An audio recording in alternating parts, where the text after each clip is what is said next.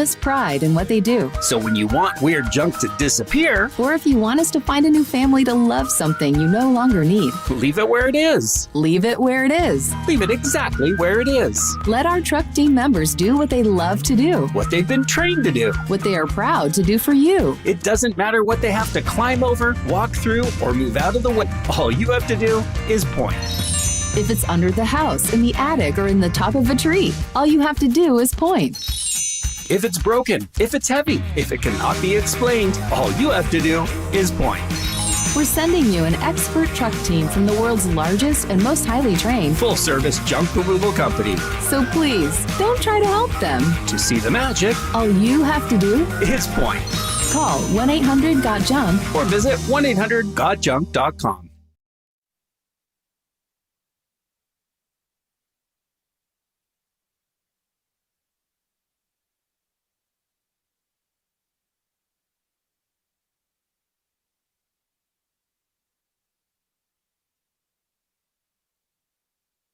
I'm WSMV4 First Alert Meteorologist Stefano DiPietro. Plenty of sunshine today. Temperatures upper 60s to low 70s this afternoon. It's chilly tonight, 30s and 40s for the overnight low, with a chance for some patchy frost by tomorrow morning. Tomorrow afternoon, we're near 70, increasing clouds very late in the day. Saturday will be mostly cloudy. Temperatures will top off in the mid-70s. We stay dry Saturday. Saturday night looking dry as well, but be ready for showers and even a couple rumbles of thunder to return on Sunday.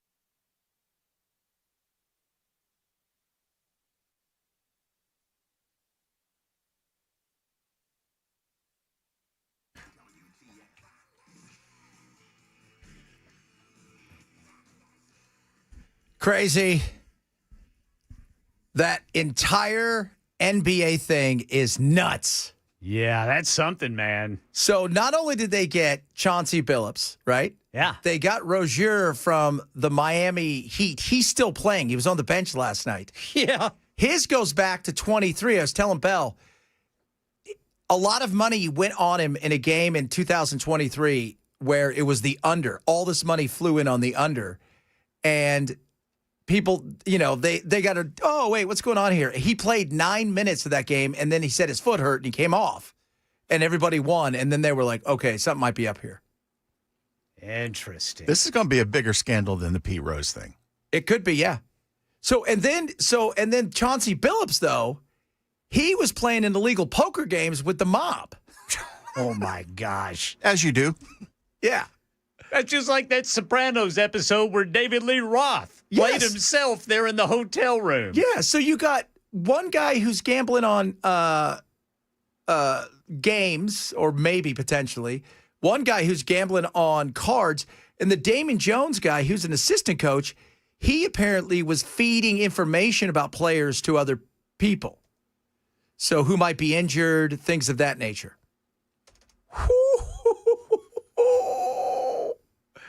Yeah, so far more than 30 people arrested. Yeah. And La Cosa Nostra, Yeah. right? They Yeah, got the five families. Yeah, the 5 families. It's really funny because nobody, I think, is even. First of all, we don't really talk a lot about the mob anymore because It doesn't exist. it never existed. It was just our thing, right? Is that what it was? Was that Something like that. What's that they called it? This thing of ours. Yeah, this thing of ours. So, but they're not. I mean, they're not what they used to be. I mean, I remember growing up. I mean, the Teflon Don. Even before that, even before Sammy the Bull and all these guys. Because I used to think it was interesting. It's fascinating. It was totally fascinating, and I couldn't even tell you who's in the mob anymore. Now, you know who the most famous mobsters are? Sammy the Bull and Michael Franchese. And you can see them on YouTube when they talk about all the stuff they used to do. Those guys are more entertaining. I follow both on YouTube. So but this, man, that's a trip. I was like, whoa. And you know what I tell Bell? So Rozier, who got popped, $160 million in career earnings, and he makes $25 million this year. And I told Bell, he said, this is one of those things where this dumbass probably took $14,000 to pretend he's injured. Well, I had a house payment due. Yeah. Or, you know what? I mean, you would think, though, you've got so much money. What could they do to you? How bad of a gambler do you have to be? What kind of penalties if they're convicted? Are they well, they could go to jail, but if the one guy who's already, I think he actually has his hearing, the one guy that's been banned from the NBA already, that was part of this early investigation, he's banned from the NBA. These guys will be banned from the NBA for life, and then they're facing jail time. The other guy's going to be sentenced, I think, in December. Wow. He was in the poker game too, and in fact, he made the mob pay him money before he'd even show up. Just he got an appearance fee? He got a $25 cash appearance fee just for showing up. Wow. And look, I don't care about, I'll say this, and I told you guys this. My buddy was arguably the biggest bookie in America, and he's now sitting in jail. He's doing a year and a day. But the reality is these guys probably gamble that kind of money in the back of the bus going to the arena. But it's not that. You know what it is? It's the fact that they get into with mobsters. There's a certain allure with that. Fat Tony. Got to be a guy named Fat Tony, right? Skinny Vinny. Fast Larry. Fast Larry. We all need. Okay, so now we all need gang names. What animal and street do I have to be called after this? Yeah. What's up, Medium Steve? There's got to be just one guy. It's like, oh, that over there, that's nickname Bob over there. He just gives everybody the nicknames. That's his only job. That's his only job. That's it. Just giving people nicknames. He doesn't even have to give the boss a cut or anything. That's His right. job is just to throw you a nickname. Headless Bell. You've already got yours. Brother Bell's already got one. Yeah. So now we need ours, man. You know what? You know where the WNBA, that's where they should be gambling. They probably are. What, on how much longer that survives? They are. They should make the women gamble. They should. I've always said that I think all pro athletes should be forced to gamble. I think the minute you should be forced to gamble your paycheck. Right? Like, so you get a minimum during the year and the rest of your contract is all based on win or lose the game. Could you imagine that? You'd run out to second base, wouldn't you? You'd run that thing out. If you don't win, you don't get paid for the game. Yeah. That's right. The other team gets your salary. That would be and you funny. get the matching salary of whatever position player there is. That's not fair, though, because the Pirates? Like, Pirates they have like a $20 million payroll, and the Dodgers have like a $300 million payroll. Are the A's still scrimping it? Oh, God, yeah. Are you kidding me? They're playing in Sacramento at the home of the River Cats that holds like 9,000 people. It's a beautiful stadium. I've been there 100 times. It's awesome, but that's how bad the A's are. Wow. They can't eat that. Wow. Yeah, they had to move away from. Well, I went to one Oakland A's game, and this how long ago it was Eric Chavez bobblehead day. Eric Chavez was awesome. I'm standing in line to get a one of those where you can get an ice cream, one of those plastic, little baseball helmets. Mm-hmm. And I feel drip, drip, drip, and I look up, and it's so cracked that everything's dripping through the ceiling. I thought, and that was 20 years ago. That's what kind of dump that place was. Wow. Yeah, it was not. That place was not meant for any human beings to actually play there. But what a crazy Matt and day. I went to a Titans game in the stadium they're in now, obviously. And when we go to sit down, there are sections of the seats where the concrete is so worn, there's rebar showing through. Really? Yes. That stadium's not that old. No, not for that kind of thing to be happening. No. Wow. No, speaking of that, you guys I told Belle I've got two of the funniest clips you will ever hear in the world today. One of them is a football clip. So if you think the Titans are bad, this kid's like 14 or 15. He's walking out of MetLife Stadium after the Jets just played. The look on his face when he was asked this question. Did I get your thoughts on the game?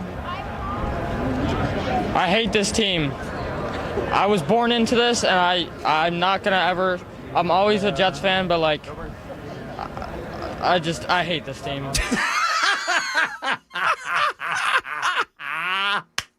He sounds so dejected. He was. He looked like he'd just seen a ghost. And, I hate this team. He just couldn't even That's just not. That's he just had to wrap it up. No, there's nothing else to say. Yeah.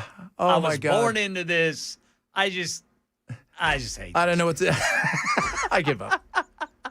He realizes he's 14. He could live to be 114, and the chances of the way the Jets are going, he'll never see him win a Super Bowl. That's how bad they are. I hate this team. I hate them. Oh my Lord, that is so crazy. So yesterday we went to WSMV. I don't know if so we went there. Bell went. We carpooled to Chris in his cool little Tesla zimming around. What'd you guys go over there for? We were doing, they're our partners, and we're going to be doing some stuff with them, and it was cool. We got to wander around inside there. Yeah, they gave us like a tour of the whole thing, and we were on set with the newscast. Yeah, Dan Thomas commercial and everybody. break. All right. So Dan and his hair, perfectly coiffed. They gonna put you guys on TV? No, well, you know what? I pitched them. You know, Chris wants to do a political show. Right. I want to do a late night Saturday show where we do horrible horror movies like Svengoolie, but better. Yeah, that would. Yeah. And Like, they how actually, fun would that be? and I showed you the picture, didn't I? Of Yeah, they did that. Yeah. I think they called it the Creature Feature, but I don't remember the name of the guy they had in makeup. We that would was have the host. so much fun. Yeah, it would be a blast. We would have so much fun. But we go over there, and of course, Chris he gets in a nice jab on Afton, even though she's not there. He took a shot. Took a shot at immigration.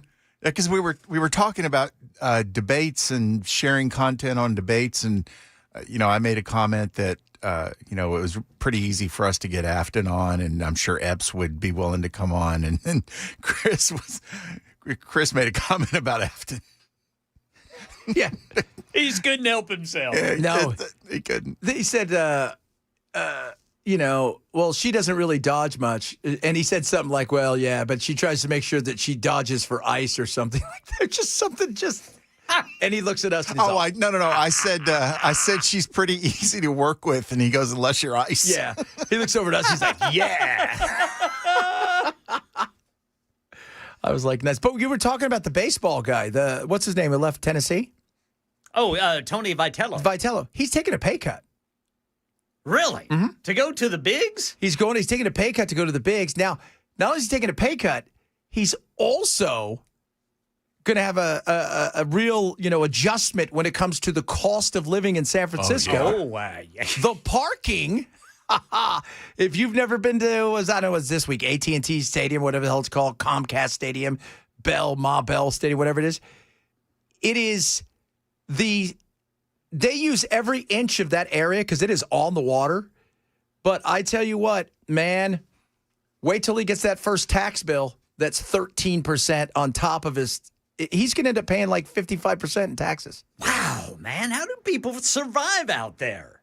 I think people are asking the same question. The host of the show, I've been getting bombarded by texts on this. The host of the show is called Sir Cecil Creep. Oh, okay. And he did the Creature Feature back in, I think it was in the 70s, maybe through the early 80s on Channel 4. Oh, man. And it was all just horror stuff.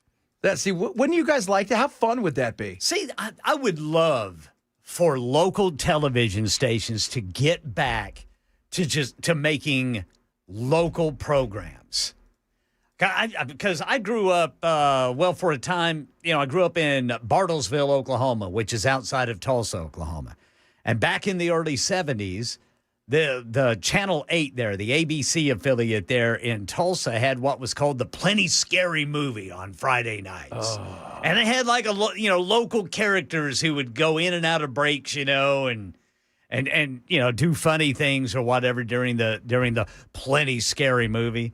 Stuff like that was fun, man. That's like I do. And Gary Busey played on like he was Teddy Jack Eddy on some local show out of Tulsa. I think it was called Mazeppa and Friends or something like that. That is awesome. Gaylord Sartain was part of it, who, God rest his soul, he recently passed. Dude, how great would it be? They were funny. We would have so much fun. We'd have this big room where we walk around and just with big monsters and to be like, yeah, we'd play like the movie Them, right? Or Night of the Creatures. The giant ants. Them. Yeah. Do you remember Night of the Creatures? I think that starred Kurt, was it William Shatner? Was that? It was horrible. It was supposed to be a dark, and all it was you could tell they used sepia because they could only film in the day. Oh, yes. It was like everything was purple. Oh, my God. We'd kill it. Kill it. Kill it. What are you waiting for, WSMV? We're right here. We got the look. We'll even bring our own stuff. Night of the Creatures had Peter Cushing, Yvonne Romaine, and Patrick Allen. What was the William was Shatner. in the Spider movie. Yeah, what was that called? Land of the Trench? No, I can't remember. Land of the Tarantulas. That's a good name. Who thought of that? That's a great name. There we go. It's another name for us. Another movie. We could do it all. Gosh, we'd be the best. But no. Kingdom of the Spiders. Kingdom of the Spiders. Kingdom of the Spiders. Oh, that was so bad. And that was William Shatner? Yeah. Oh, man, I'm going to find that and watch that tonight. Yeah, that's one of those movies you're like, somebody needed a paycheck. And the thing is, it's supposed to be a horror movie, but all they had were just regular sized tarantulas. They just got a lot of them. Yeah. And like And the they would do, like, cabin close-ups on you it? can't even see the cabin because there's so much of the webs that they spin. So spectacular. Yeah, Eight-Legged Freaks, good movie. What's his name? Sir Cecil Creep? Yeah. That's a pretty good one. Sir Cecil Creep. I like that. We got to come up with new names, though. We got to come up with mob names as well. So much stuff happening here today. Okay. I could just use Headless Bell as your co-host, and, I could wear a green screen over my head. Oh, that'd be so cool. Just be sitting there with no head. Oh, we're doing this. It's happening, kids. We may film one in here. Just send it to them. Say, you guys got no choice but to put us on now. We'll go get advertising. People to advertise for that. We have so much fun. We'll be out every weekend opening up a new supermarket. Leave my dreams alone. Coming up, you heard the Jet audio, but it pales in comparison to what I have coming. And no, it's not our girl, but it is hilarious. It is absolutely hilarious. We'll do that, among other things, straight ahead. Chad Benz Show, Super Talk 99.7.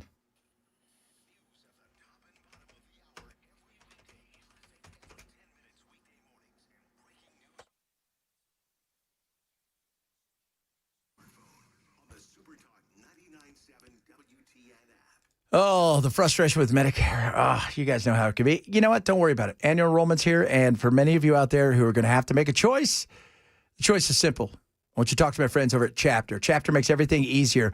When your plan that you may like goes away, next thing you know, you have to call a Medicare agent. What are they going to do? They're going to put you into something that benefits them more, a little bit more commission. What do you get? Something you're like, Chapter, they will do it all for you. They don't work for the government. They don't work for big insurance companies. They're going to compare every Medicare plan nationwide.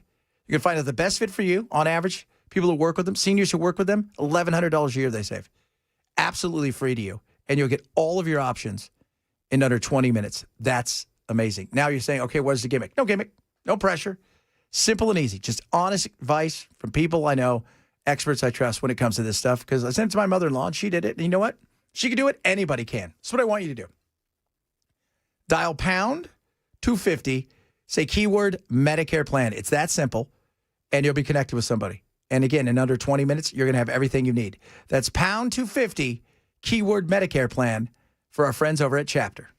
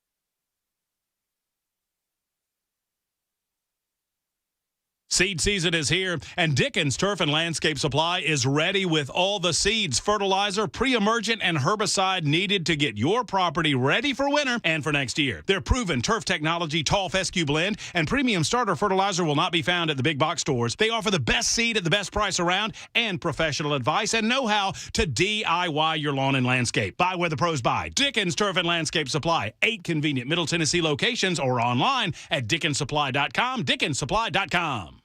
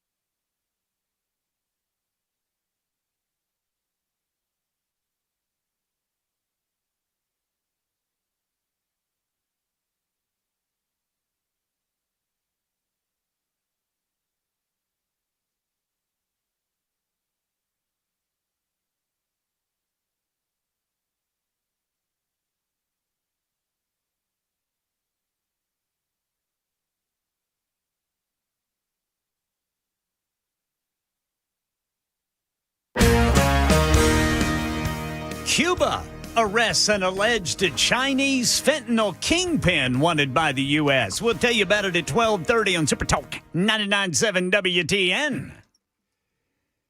I saw, so over the weekend, and many of you probably saw it, Marvin Wayans, who is CC Wayans, BB Wayans, it's their brother. He's a big pastor got a big church in Detroit. He was doing a money raise thing, and they got a little out of hand, and some people started blaming and stuff. We'll talk about that a little bit later. But then another guy popped up, and I thought, this is the greatest thing I've ever seen. It's a short clip. I'm going to play it for you. He brings his Bentley into the church. Like inside the worship hall? It's inside the worship hall. And I want you to listen to this. Because you know what? The Lord has blessed him. This Bentley that I park in the church is not just for me. It's for the church. It's for us. Can you drive it? No, God wouldn't want that in Jesus' name. Can we drive it? Can we drive it? No, God wouldn't want that in Jesus' name. I can drive it, but you can't. Jesus wants me to drive it because he don't trust you.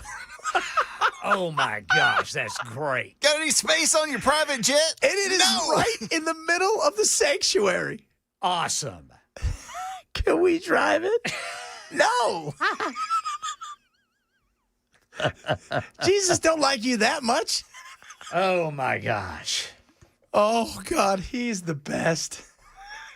I just like the guy. Can we drive it? Like he was going to hand over the keys to it. Like it's for the church. I'm part of the church. Oh, man. I gave. They're gonna put the church's logos on the doors. That's so awesome. The guy just out of nowhere. And the other guy's all, no, you can't drive it. And the other guy's all, amen. Oh, that is so awesome. Oh, Who's that guy's name again? He's just some pastor. Listen. This Bentley that I park in the church is not just for me. It's for the church. It's for us. Can you drive it? No, God wouldn't want that in Jesus' name. Amen. Amen. He wouldn't want that. He's related to the Winans? No, this is just another guy. He's just spectacular. He's awesome. And by the way, it is a pimped out Bentley too. Well, naturally, Jesus doesn't want you driving around. He wants everybody to know. Base model. Man, that is great. Can we drive? No. Amen. Oh, my Lord. More of that, please. That's what we need. Absolutely. You know who's not working? The government. You know who is working? The Lord. Yes, sir. Because the Lord never shuts down. No, sir. Thank goodness. Speaking of thankful, what's your thankfulness for today? Thankfulness for today, as always, is grace through the death, burial, and resurrection of Christ Jesus. I'm always thankful for that. Amen. But I'm also always I'm thankful for opportunities that are laid before me, and that I have a chance to better myself and my family. I'm always thankful for that. Amen. I'm thankful, first of all, for God, obviously. But then my family's been gone for a few days, and they're coming home today. Yes, sir. And I'm thankful because the dogs are driving me crazy. They bark at everything nonstop. The cat won't get off my head whenever I'm sitting there talking on the radio. Interrupting your show. He was on top of my head. It was a cat hat. It was a cat hat. He's like, I got something to say. I don't like these tariffs. So it is hilarious, but I'm thankful they're coming back. What about you, Bell? What are you thankful for? These two segments have reminded me that I am thankful to be working with you. So much fun. Oh, that is so much fun. Man, you got to send me that video. Yeah. I'm going to save that. You know what else, too, is you guys, I'll send you guys the video. We'll post the video of looking at that kid with his Jets. He looked like, honest to God, he looked like, you couldn't even explain how he looked. I've never seen a human being more dejected in my life than that kid. And just the honesty of it, we suck. I hate our team. He had nothing else to say. There was nothing to say because they're awful. They're awful. Their quarterback 2 weeks ago had minus 10 passing yards. Oh, my goodness. Think about that. How did you get that? He passed the ball behind the line of scrimmage. Somebody caught it and got crushed. Oh, goodness. We defend his play. You shouldn't. You're awful. You're awful. You are awful. All right, coming up, talk a little about the government shutdown. I think they're still shut down. We'll find out. I hear that they may be coming back to the table soon. Also, we talked about the cars and the repos. There's something else now that you have to be paying attention to. We'll talk about that as well. If you're missing the show, shame, grab the podcast. Chad Bench Show, Super Talk 997.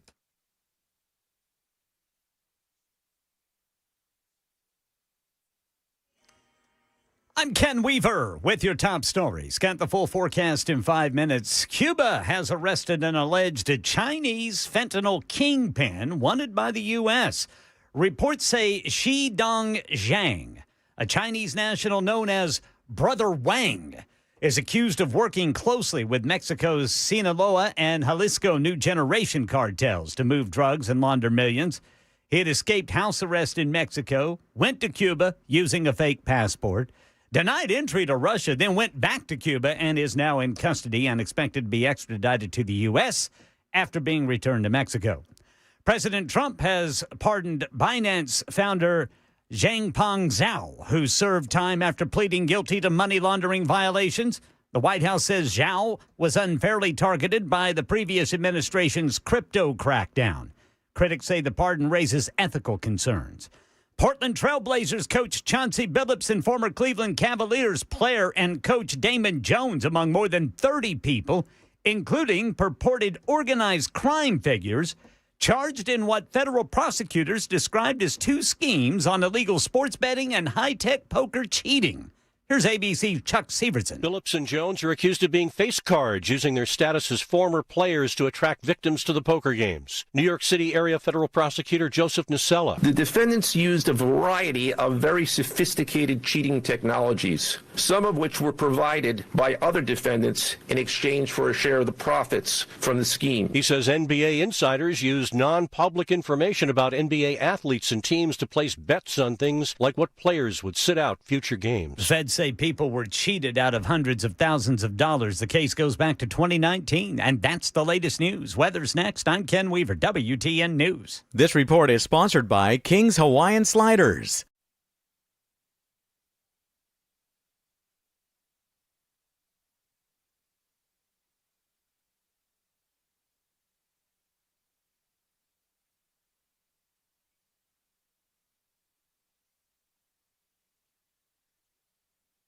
I'm WSMV4 First Alert Meteorologist Stefano DiPietro. Plenty of sunshine today. Temperatures upper 60s to low 70s this afternoon. It's chilly tonight, 30s and 40s for the overnight low, with a chance for some patchy frost by tomorrow morning. Tomorrow afternoon, we're near 70, increasing clouds very late in the day. Saturday will be mostly cloudy. Temperatures will top off in the mid-70s. We stay dry Saturday. Saturday night looking dry as well, but be ready for showers and even a couple rumbles of thunder to return on Sunday. All right, guys.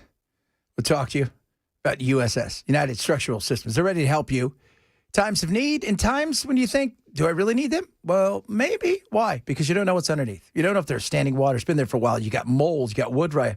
Next thing you know, you got a little shift in your foundation. Stuff needs to be looked at, but you've put it off. Don't do it anymore. Let USS come out there. Beauty of them is not going to charge anything for a free inspection. Absolutely free. They'll come out there. They're not going to sell you anything you don't need. Those cracks, you've had them. You've thought, maybe. Well, I just talked about something. Next thing you know, drip, drip, drip becomes a nightmare, and you need to do something bigger than you should have, because if you put a stop to it earlier, you wouldn't have to worry about it. That's why USS is important. Call them today, 615-488-7855, 615-488-7855, or check out everything they do online, and they are amazing, at USSTN.com.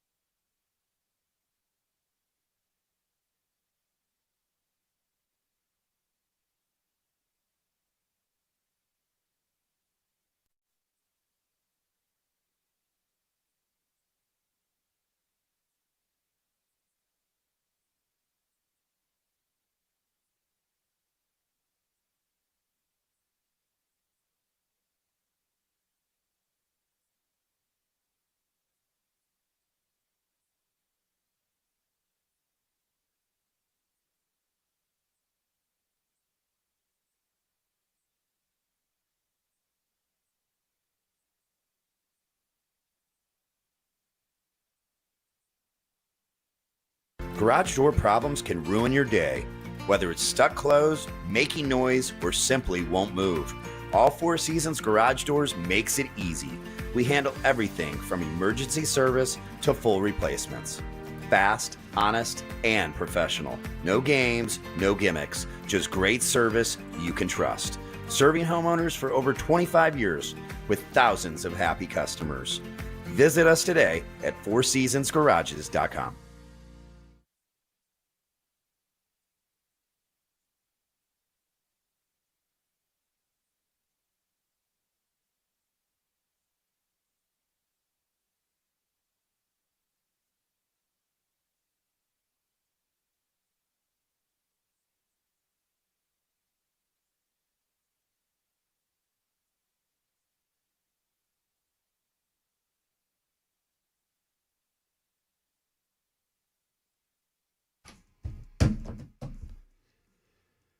Yesterday, we talked about the late payments, repos, things of that nature going on with cars, even amongst the middle class, like middle class, upper middle class, and the well-to-do.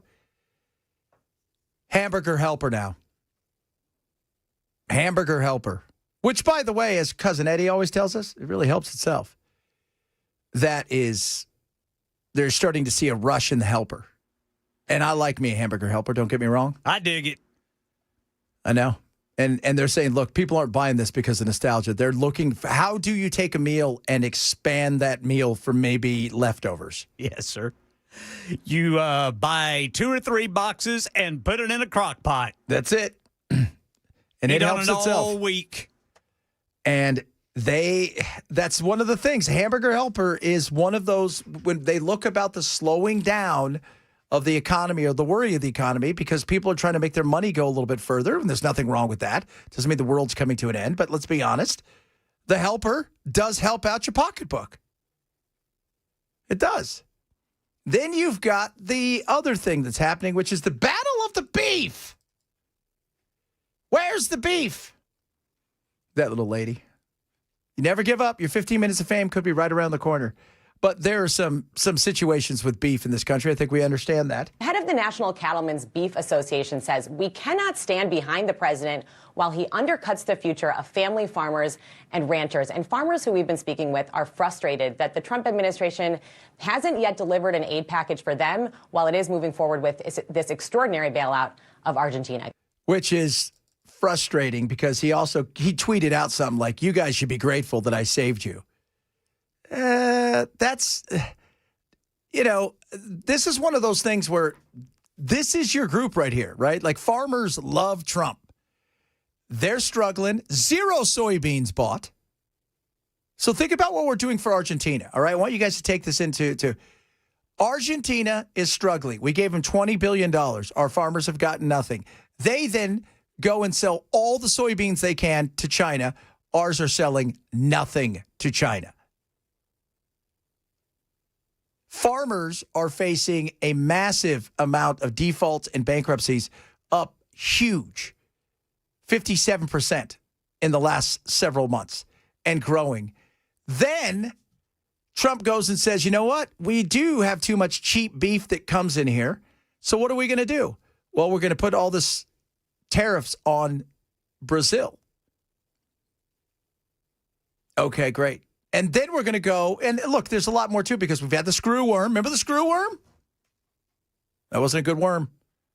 But we've also had years of our cattle farmers, drought, more than a few things going on in the beef world. They weren't producing because they thought, well, I can't compete with cheap beef from elsewhere. Then you get into the way that there are 2 major packagers in this country, and they kind of have a monopoly on everything. So they only work with certain farmers, because they're looking at volume. And so you run all that into it, and now you're talking about bringing in beef from Argentina, and they're like, well, wait a minute. We've got no help from you. We've got tariffs everywhere, and now you're talking about bringing beef in from elsewhere. The president says that this would increase the supply of beef in the U.S. and help bring down grocery prices. Ground beef prices are up 13% in the past year. Steak is up almost 17%. The president says that this move would also support his ally, Argentinian President Javier Milei, ahead of midterm elections there on Sunday. And the money we gave them to repatriate basically we bought their currency, we swapped currencies. That's gone. That thing collapsed. There's no, it's that money. Bye-bye. They're trying to prop him up. And I understand where Trump is coming from in some ways, because he wants to do what he can for the farmers. And at the same time, he understands he's got to win elections. And people care about price. They do. We always talk about it here. What is it? It's the economy, stupid. It matters. That economy matters. And when price starts to get away, we'll talk about this, and I'll get the usual, you hate Trump. No, I'm just pointing out what's going on. I'm not a farmer. Some of you will say horrible things about farmers. I don't say anything. But at the same time, price, we can all agree, price matters. And I will get several of you in the next 10 minutes that'll text me and go, yeah, I went to the store the other night. What'd you say, Ken, last week? You guys went for just a couple days of groceries? It's been several weeks ago, but yeah, just a couple of days of groceries was over $100. Yeah, we used to get that during the first Trump administration. $100 would get us through the week. Yes, and now it's and that's not all Trump, but one of the things I heard from a couple people yesterday, and I thought this was kind of telling. They said to me, as we were chatting, he feels like every time you say, hey, look, prices are still up, it's still kind of high. And he's like, nope, the economy's great. And what I heard from several people was, stop doing the same thing that Biden did. Biden kept telling us everything was great, and we didn't feel it. You're telling us everything is great, yet it feels like we're getting further and further away from where we need to be. And I'm like, oh, that's fair. It's fair. And it is more expensive. And it is, let's be real. I mean, you go to the store and sometimes you look and you're like, how much for Frosted Flakes? You're like, honey, you're not getting Frosted Flakes. You're just getting whatever this thing is. Some weird cat. The Great Value cat. Yes, sir. Wow. You get Timmy the Tiger. Timmy. Timmy. Oh. What was that thing yesterday they were talking about at the WSMV? The animal? Penguin Paul? Oh, yeah. They had a Snowbird, their mascot. What's his name? Snowbird. Snowbird. Okay. Snowbird. Okay. He's been their weather mascot since the early 80s. Tell you what, if chicken gets more expensive, we might have to start thinking about eating penguins. Poor little fellas. Could you eat a penguin? I couldn't do it, man. They're too cute. I could not eat a penguin. Depends how hungry I am. If it's between me and death, sorry, penguin. If it's like, you know what, I can go another week without eating. Here's the other thing. If we're on the ice, there's a good chance I'm not catching a penguin. Yeah, that's true. Those little suckers fly around. They're fast. Yeah. Let's see here. The cost of raising up beef is up $100 from 3 years ago. That's the other thing they talked about. Because, Trump, you know who we need to get in here on this? Who? Is Scott Sapicki, because his day job is cattle ranching. Yeah, we should. Because the cattle rancher side, the other things that they were talking about was it's not just that we don't have a big supply, our demand is big supply. It's also prices have gone up for the, like that person said there, the cost of raising up the beef, the cost of the machinery, the cost of the upkeep, the cost of feed has all gone up tremendously. So it's not just as simple as hey, do what I ask you to do and lower the prices, which is kind of what Trump said to him. You can't lower the prices. First of all, the supply and demand. It's one of the other things. Right now, people want beef. We like beef. Maybe tuna, right? That could be, it used to be the chicken of the sea. Maybe it's the beef of the sea. It's the only fish I can eat, tuna fish. Isn't that weird? And I can't eat it cooked. Ooh, I don't like it either. So weird. I will have a tuna casserole from the, but I will not have tuna cooked. I'm a weirdo. Shut up. Now I want hamburger helper. God. Remember the jingle? No, what was the jingle? Was, hamburger helper helped her hamburger helper make a great meal. That's right. Was that the thing with the little hand, right? Yeah. That only had 4 fingers. Jennifer and I ate a lot of hamburger helper back in the day. Whole bunch of it. I'm thinking about getting a manwich. Remember a manwich? Manwich, yes. That comes in a can, right? Yeah. Yeah, that can's probably made of velvet now. You still had to provide the ground beef though, right? Yeah, you had to get the beef. Yeah, see. You had to provide the because that's a manwich. Manwich, baby. Life's more expensive, and it's getting a little bit more expensive, and people are getting frustrated, and that's understandable. I get it. And the government shutdown doesn't help the optics. Then you got Trump out there, and he's putting in the new 90,000 square foot ballroom. I feel like the ballroom's going to kind of be like the Bentley. Can we come and dance? No! That thing's 90,000 square feet. That's pretty damn big. I would assume. And it's a ballroom, so there's got to be dancing. Isn't that the whole point of a ballroom? Unless, of course, you're going to play ball. We're going to find out. So much stuff still to get to. We're still trying to figure out our gangster names now that we know that the NBA players...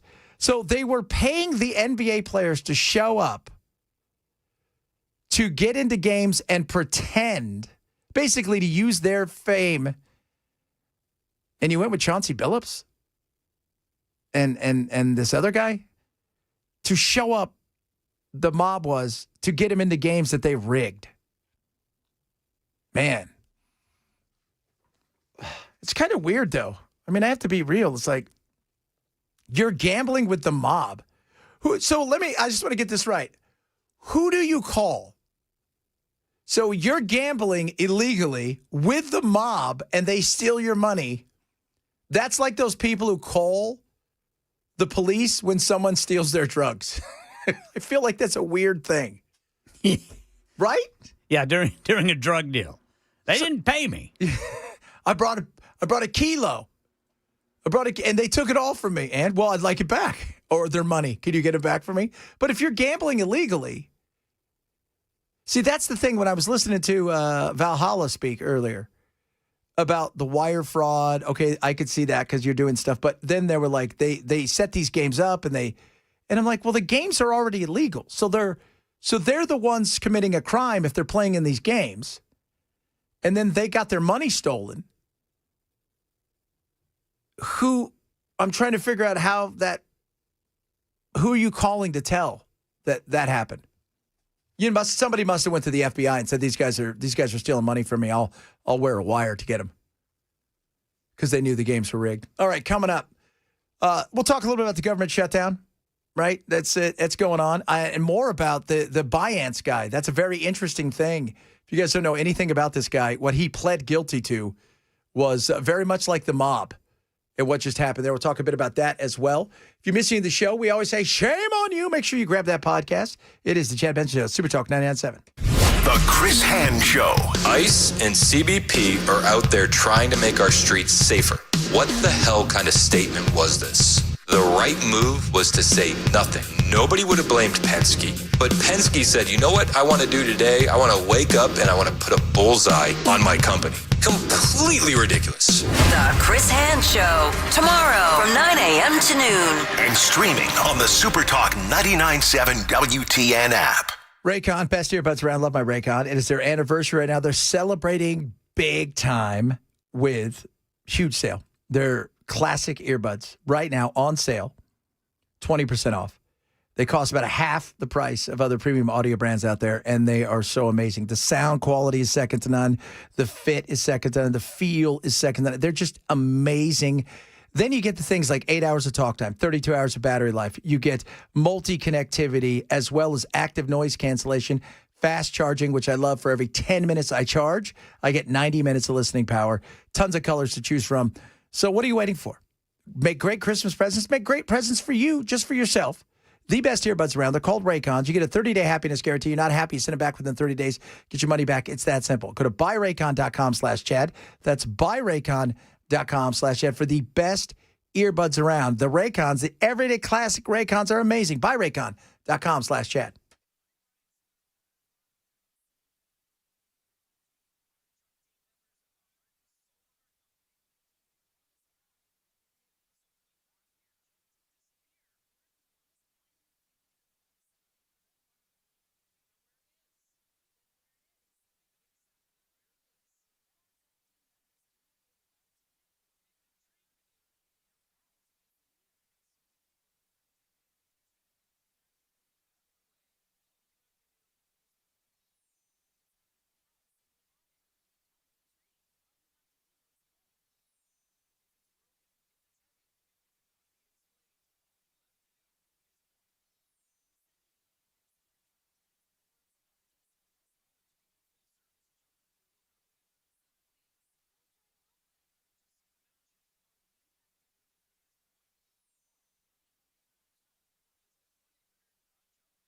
Sponsored by King's Hawaiian Sliders.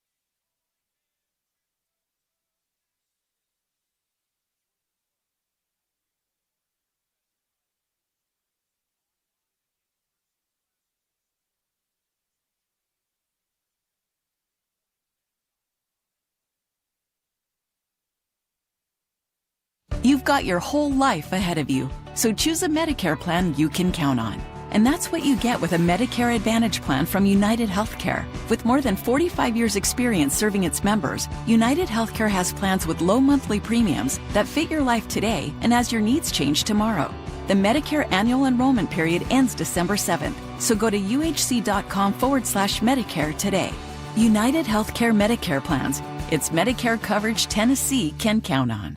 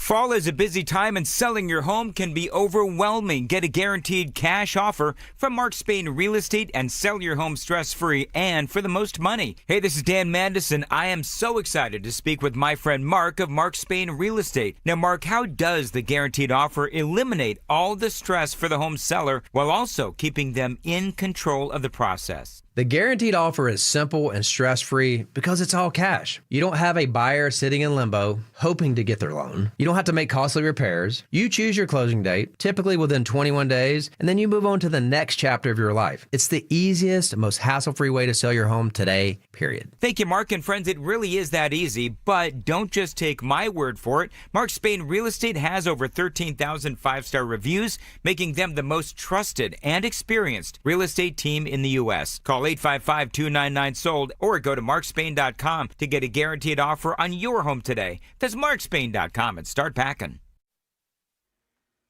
NBA sports betting scandal with alleged ties to the mob unfolding. We'll tell you about it at 1 on Super Talk 99.7 WTN.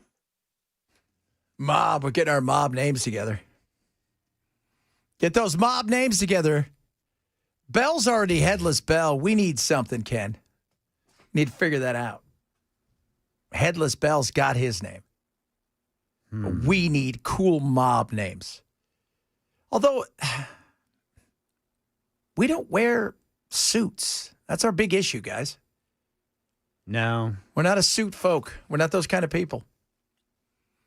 I mean, I think about, Ken, you and I can't wear suits. Well, I could. I just don't like it. Yes. Well, we're not going to wear those leg prisons. That's why I wouldn't be a good mobster. No. But we got to have knob names. Those are the rules. Maybe we're more of a biker gang. Here we go. Kenny the Beard. I like that, Kenny the Beard. The Beard Father. Oh, nice. The Whisker Don. Here we go. Here's more like it for me. Old Man Maine. I love that. I love that. I love that. The Grizzle face. Somebody called him the Weasel.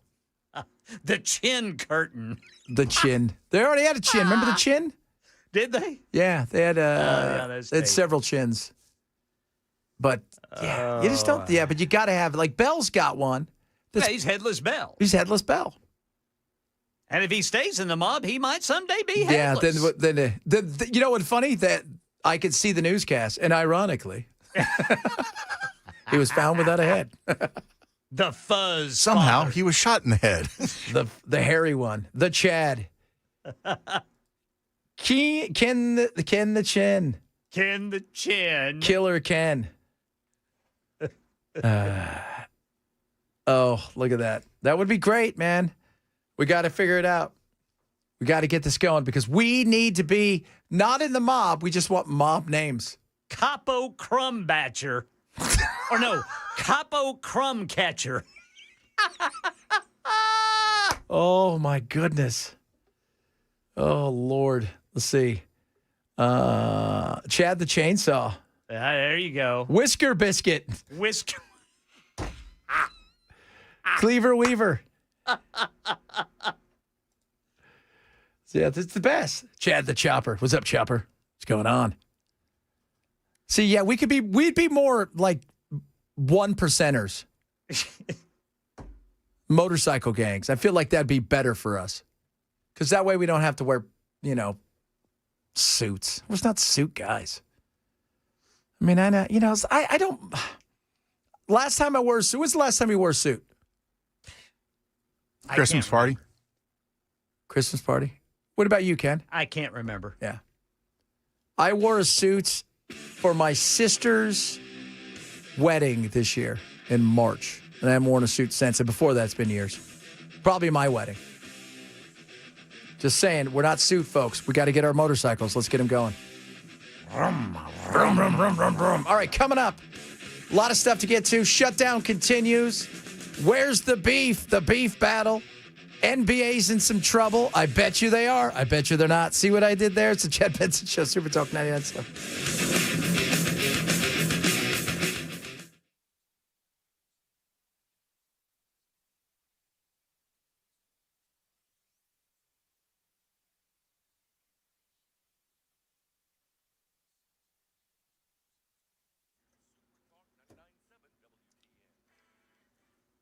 I'm Ken Weaver with your top stories. Got the full forecast coming up in 5 minutes. Portland Trail Blazers coach Chauncey Billups and former Cleveland Cavs player and coach Damon Jones are among more than 30 people, including purported organized crime figures, charged in what federal prosecutors are describing as 2 schemes on illegal sports betting and high-tech poker cheating.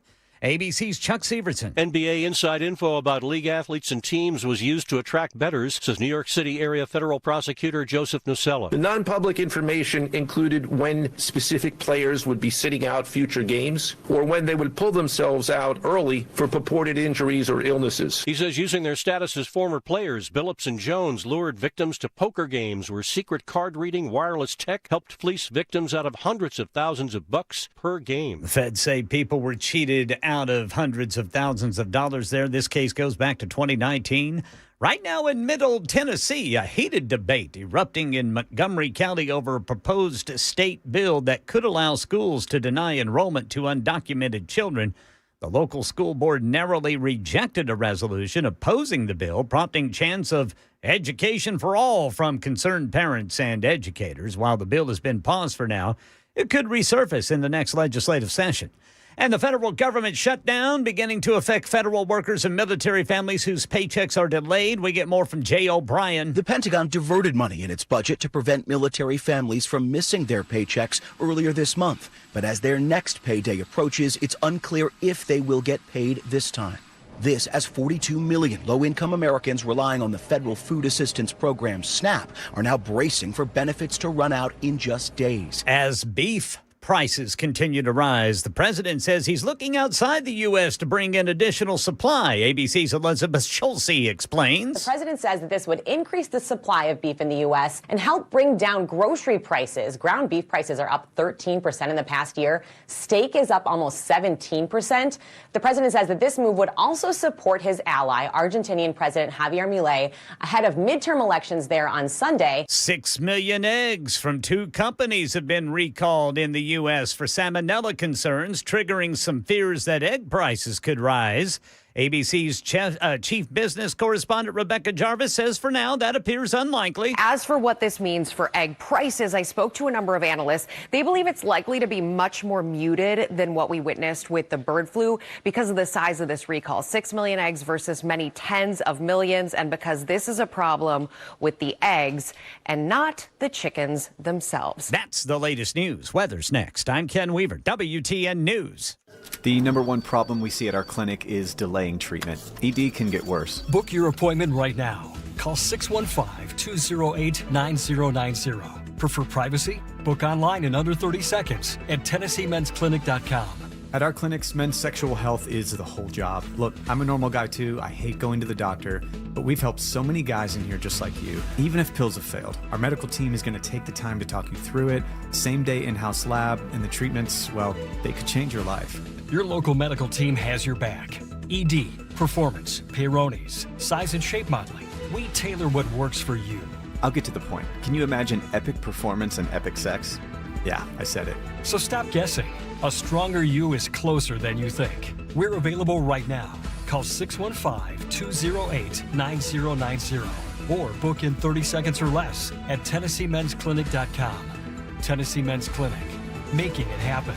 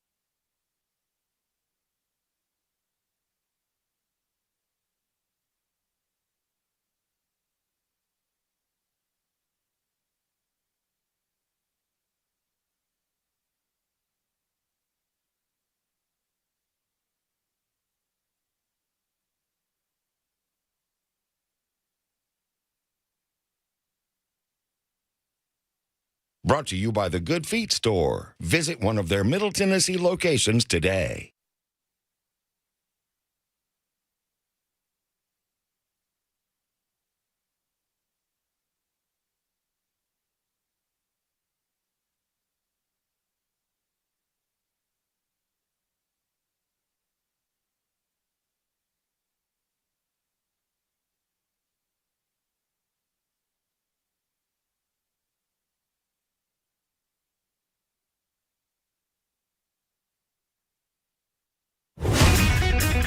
getting you through the lunch hour and into the second half of your day. It's the Chad Benson Show On Super Talk 99.7 WTN.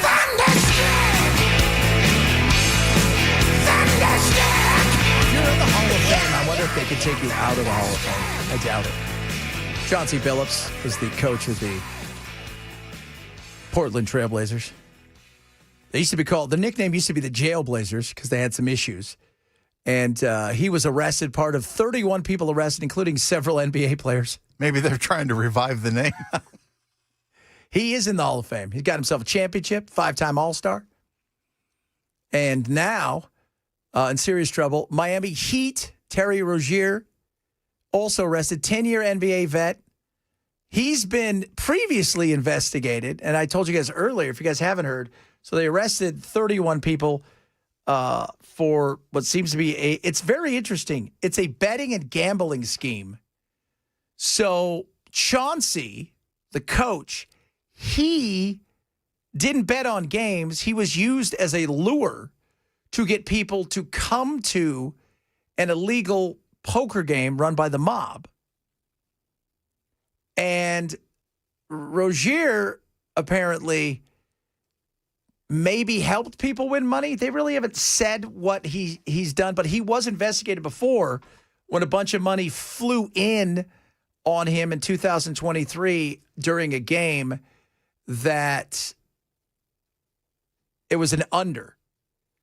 And the under, it was like several different things, and he apparently injured his foot, and they investigated that, and they said they didn't see anything there. So, but they arrested him. The illegal poker thing I'm still fascinated by. And I don't play poker. It's not my jam. I'm more of a Yahtzee guy, but I don't know if you could bet on Yahtzee. It's kind of my go-to. Nothing's funner than a Friday night playing a little Yahtzee with the family and having some helper. Can you bet on Yahtzee? No, bet on anything, man. I was just thinking about the meme you sent me. Oh. So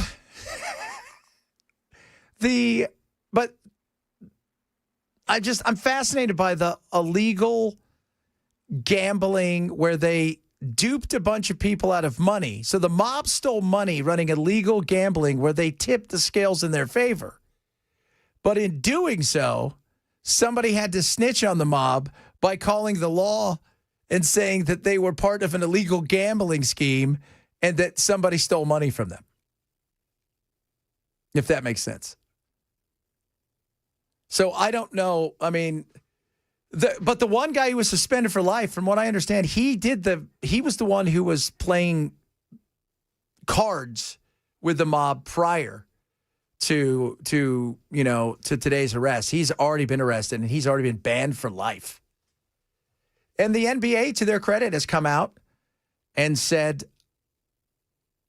they've gone to their partners and said, look, some of these things, the over-unders and some of these things, we want you to eliminate some of these things because there is a worry of that. But you would think, okay, I see college kids 10 years ago get caught up in something, right? They start betting, they get behind, somebody wants you to throw a game. I could see that. The NBA players, I would find it hard to how much money would you have to be behind before you could even think about doing that?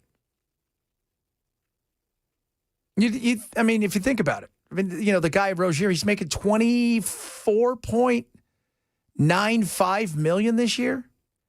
$160 million he's made over his career. You can't be that broke. So, we shall see. We shall see what happens. But it's definitely very interesting. Can you gamble? Oh, gamble on Uno? I didn't know you could do that. You can gamble on anything, man. Yeah. I guess you could, huh? I don't understand. How would you gamble on? See, First one to lay down, draw 4. Is that Uno? I've never played Uno. Yeah. No. We weren't allowed to play board games when we were younger. Why? Well, We, as a family, are a little competitive. Oh. And there was once a very heated Monopoly game with my dad and his buddies. Yeah. And let's just say there was a gun. It didn't go. And my dad forbid us ever playing any kind of games at all. So we were never allowed to. My wife loves board games. But it's funny because she'll go over to my mom's house. She's like, we always want to play board games. My mom's like, we don't play board games in this house. We don't do that over No. here. No. That's fist fights. That's stuff that's bad. We don't do that kind of stuff. I don't know who you think we are. So what happens if you're playing with video games? The guns come out. Charlie gets a little frustrated. With you? No. Because I don't play video games either. That's the funny thing. Even as a kid, I never played video games. Like we were talking yesterday, the fastest growing segment in the video game world is women. Yeah. Actually, the article I read said that 52% of all gamers are now women. Yeah. Really? Uh-huh. Think about that. I guess they're just tired of their boyfriends and husbands. Well, they don't have those. And they don't want to swipe right anymore, so they'd rather play Candy Crush. Is that the game? Is that the big game for the people play Candy Crush? Words with Friends? Well, yeah. I mean, yeah, those are both huge games. Everybody's like, you've never played Uno? No, I didn't. I told you guys, we're not allowed to play games in my house when I was younger. And Yahtzee is the game we could all play with my grandmother and them because there was nothing on the line. Yeah. But we couldn't play as a family together. Like it ended up It just got out of hand, man. Nothing was on the line except racial harmony. Racial harmony. No racial harmony there. It was a lot of fighting. And just bad. Now I've got games. The last game I played was Exploding Cats, which is a card game, and that was pretty fun. But I still don't. I don't gamble either. That's weird. I'm a weird cat. I don't drink. I don't gamble. What do you? Nothing. I watch television. Love TV. That's a safe bet. It is. It's absolutely safe. 50% of all gamers are women, and 90% of all Jeep owners are women. I don't know if that's true. And 100% of everything I'm making up is fake. It works 60% of the time, 100%. All the time. That is so awesome. So, yeah, but I'm fascinated by the illegal gambling and the fact that you used basketball players to suck these guys into big money games in Vegas. And first of all, you're in Vegas, right? You're in Las Vegas. Isn't cards legal in Las Vegas? Why didn't you go to a casino? Well, all of this stuff has to violate like morals clauses in their contracts, wouldn't it? Yes. Oh, yeah. Well, you're allowed to bet, just not on your sport, probably is what they're said. So if these guys go to Vegas and they want to throw $100,000 down on the Super Bowl, nobody cares.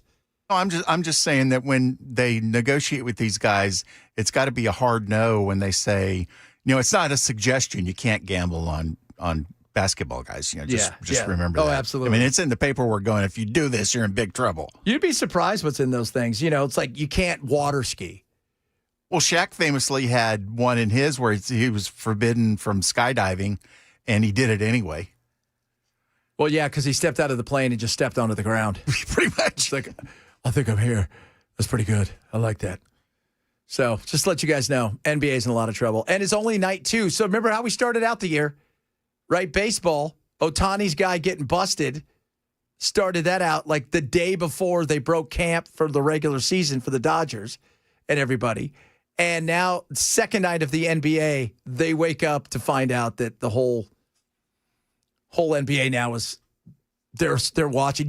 There's got to be some other guys that are really nervous about this. Watch the games tonight. If people are held out, you may know why. Hey, good news. We're $38 trillion in debt. We just passed it. Weren't we $37 trillion yesterday? Yep. Now we're $38 trillion in debt. $40 trillion or your weak sauce. That's a hot take. Yeah, that is a hot take right there. So $38 trillion, 2 months after surpassing the previous forecast of $37 trillion. That means the debt rose by $1 trillion in a little over 2 months. I'm sorry. You know, I know everybody gives Thomas Massey and Rand Paul a bunch of crap, but maybe if we had some more people that use the word no. And, you know, when I hear them say this, you know, well, this is the same CR that they voted on 12 times at the same spending level. That spending level is $2 trillion more.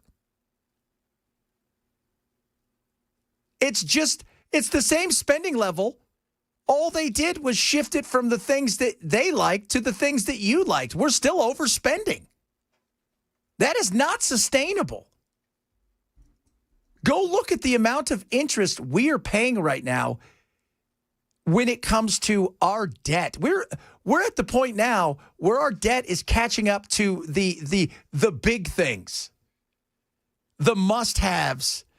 We have definitely got to start cutting stuff. I mean, not the things I like, but we definitely got to cut the things that other people are into. Yeah, absolutely. If there's any way we could just stop doing everything they like and just us. No. And here's this is the other thing. And people don't quite understand this. And several of you have chimed in the last couple of days going, hey, I'm starting to think that maybe Social Security and Medicare is going to run out of money. That's going to happen. That's not a joke. We're going to look up in a few years. And at the rate by the way, they always say, well, it's 7-8 years from now. Go look. They're moving that closer every day. We passed the 1 trillion mark in August. We're in October, 8 days away from Halloween, and we've already pushed past the 38 trillion. At the rate we're going, we could be at 40 plus trillion next year early. That is not sustainable. That isn't. The interest payments, are you ready for this? The interest payments right now, $1 trillion a year. We've paid $4 trillion in the last decade. Over the next 10 years, which you really can't do, but they always like to go out 10 years, we're going to pay $14 trillion.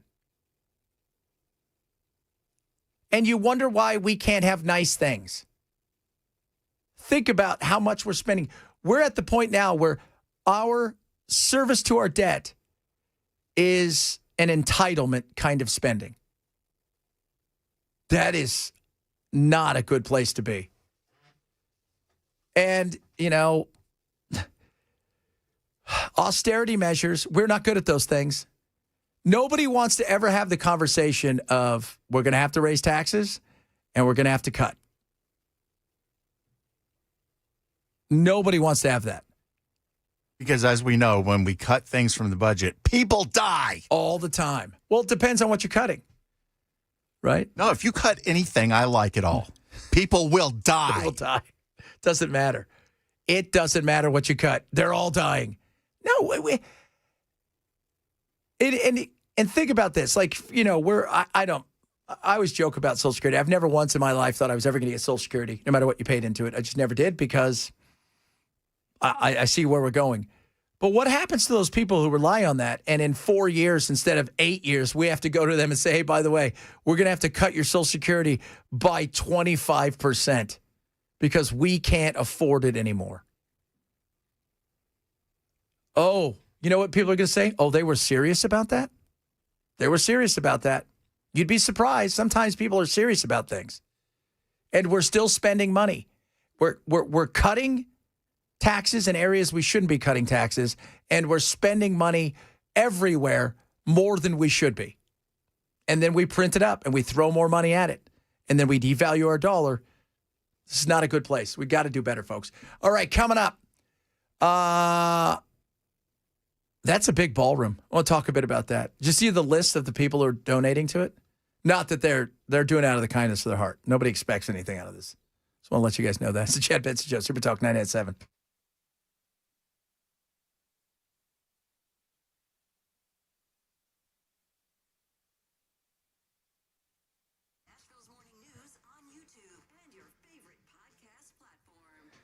Prize Picks right now, great opportunity for you to actually do it right. You're picking more, you're picking less. It's simple as that. And it's based on projected stats of the players you know and love. And you can start your winning. So you set a lineup, it's 2 or more players, and it's more or less based on their stats, whether it's football and you think, Josh Allen's going to have more than 1.5 touchdown passes, or it's basketball that Steph Curry is going to score more than 23.5 points. Do you think more? Do you think less? That's how you set a lineup. When you do, right, after you download the app and use my code Chad and you're going, okay, here's my first lineup, and it's just $5, guess what happens? $50 in lineups instantly in your account, win or lose on your first play. It's that simple. And you know sports already. You can win up to 2,000 times your money, and they don't mess around with your money. You want it? It's quick, it's fast, it's right to you. It's awesome. Download the Prize Picks app today. Use my code Chad. When you do, you get $50 instantly of lineups when you play my first $5 lineup. So you play $5, instantly $50 in lineups right in your account. No questions asked, win or lose. Download the Prize Picks app. Use code Chad. Prize Picks. It's good to be right. Must be 21 in Tennessee. Gambling problem? Call 1-800-889-9789. Hi, it's Jonathan Cotton with the Good Feet store with another real Good Feet story. Lulinda came to the store having ridden motorcycles across the country her whole life, but pain had crept in. Feet, knees, hips, and back. She told us, I don't even know if I can ride anymore. Lulinda was desperate. This wasn't just about riding, it was about holding on to something that made her feel alive. We began the fitting and she started her test walk. And she just stopped. Then the tears came. I haven't felt this in years, she said. She didn't want to stop walking. 2 weeks later, she popped into the store beaming. She said, I'm doing it. I'm going on my cross-country trip. We'll never forget that moment.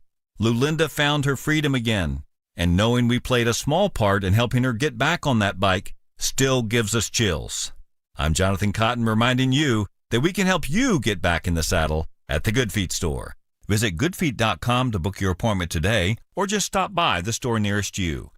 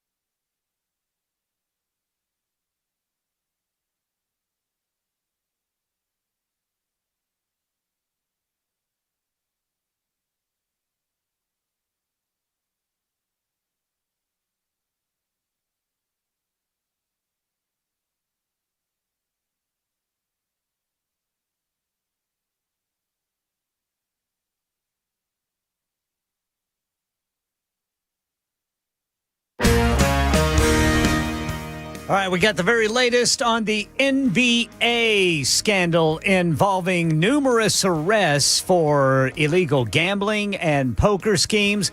Also, lower mortgage rates have reignited the housing market, even though prices are rising. We'll tell you what's going on in Middle Tennessee at 1:30 on Super Talk 99.7 WTN. It won't interfere with the current building. It'll be near it, but not touching it. Near it, but not touching it. It's a new 90,000 square foot ballroom. So somebody said a Publix is 55,000 square feet. So it's almost double that size. Do you know how much dancing we could do in there? A lot of dancing. One of the things, though, people, I guess Susie Wiles and them are saying to Trump is, hey, while everybody's standing in line at the food bank from the federal government and people are struggling, maybe don't talk about your giant, awesome ballroom made of gold. So it just feels a little tone deaf at this point in time. But here's one thing. People are whining about Trump's, who cares if he's going to get all these companies to pay for it? And again, they're doing it out of the kindness of their heart. They're not expecting anything. But here's the one thing we needed. We needed something else that was,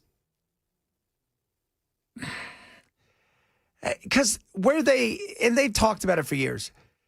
The White House was meant to be amazing, but it was meant to be the people's house, right? It got to the point, though, where they kind of outgrew the entertainment version of what it was. So they decided to do the ballroom. There's other things to gripe about. Now, is the optics right now great? No, it's not. So, but we'll see. It's going to, the one thing Trump knows how to do is build stuff. So this will be an interesting thing to see what it's like. But yeah, I mean, I just think sometimes you need to just take a step back and go, hey, wait a minute here. Maybe I'm not going to talk about it. And apparently it was supposed to be something where they weren't supposed to touch a portion of the East Wing. And they did. And Trump said he wouldn't do anything, and then he knocked it down. I'm sorry, this is where the big new place is going. I'm super excited. I can't wait to see what it looks like. I wonder how long it's going to take. Do you think he's going to have any issues with permitting? Not at all. Yeah. If this was California, they would permit him to death. Have you seen? California is a perfect example. They've all the stuff. We're going to cut the red tape. Everybody's house burned down. We're going to cut that red tape. Newsom texted a picture of the demolition work on the White House for the ballroom. Yeah. And said something to the effect of, Trump is tearing down your house. And somebody quote tweeted him and showed a picture of the Palisades. Where there's nothing left. Nothing left. It looks like Gaza. And it's been how long? Well, over almost a year, right? Yeah. So you think about that and think about all of the stuff that they said they were going to do. Cut the red tape. They were going to cut this. They were going to cut that. They were going to make it easier. I think 2 permits have been given out to start building. Most of the permits have just been about the rest of the demolition. Now these people are, here's the thing, LA. Here's what LA would dream of. Or they want it so they could take it and make it for affordable housing. The problem is that's your tax base that just left. And they've gone to Orange County or they moved out of the state. And California, for those of you who don't know, they survive off of 400,000 businesses and people who pay taxes in California. Out of the 38 million people, really it's that top 1.11%. And they're going to flee the county because you can't get your crap together. That's why Trump will have 0 problems with permitting. No problems. Get this permit done, kids. By the way, I was told I'm a libtard. Did you guys see that? Yes. Yeah, I'm a libtard. I thought that was a common knowledge at this point. I know. Though that's they keep saying it. Why? Because that happened every day. Yeah, I mean, it is. So it's somebody's like, because nobody's paying for the tax, exactly, no taxes building it. Quit your bitching, libtard. Oh, what do you mean? When did you say taxes were I didn't say building it? taxes were taking it. I didn't. And I'm not a libtard. And I'm a free thinker, which is crazy. Which most people aren't these days. Yeah, no, close-minded. But the reality is he's selling, he's selling stock in the ballroom. They're all going to get a plaque that says Walmart, Apple, and Google. And they're all doing it from the kindness of their heart. Come on. Everybody does stuff from the kindness and the heart when it comes to the government. Don't you know that? Jiminy Cricket. All right, coming up. What kind of voter are you? I got this cool thing that I didn't do. Maybe we'll do it next. This guy broke down the kind of voters that are out there, and it's kind of interesting. I don't agree with all of it, but some of it is very interesting. We might do that, among other things, more on what's going on in the NBA. We don't have an NBA team, guys, so we don't have to worry about any of our guys getting in trouble. And does anybody bet on hockey? No. And nobody bets on the Titans. So, not that you guys are bad. I'm just saying. Probably not happening. Chad Betsy Show, Super Talk 99.7.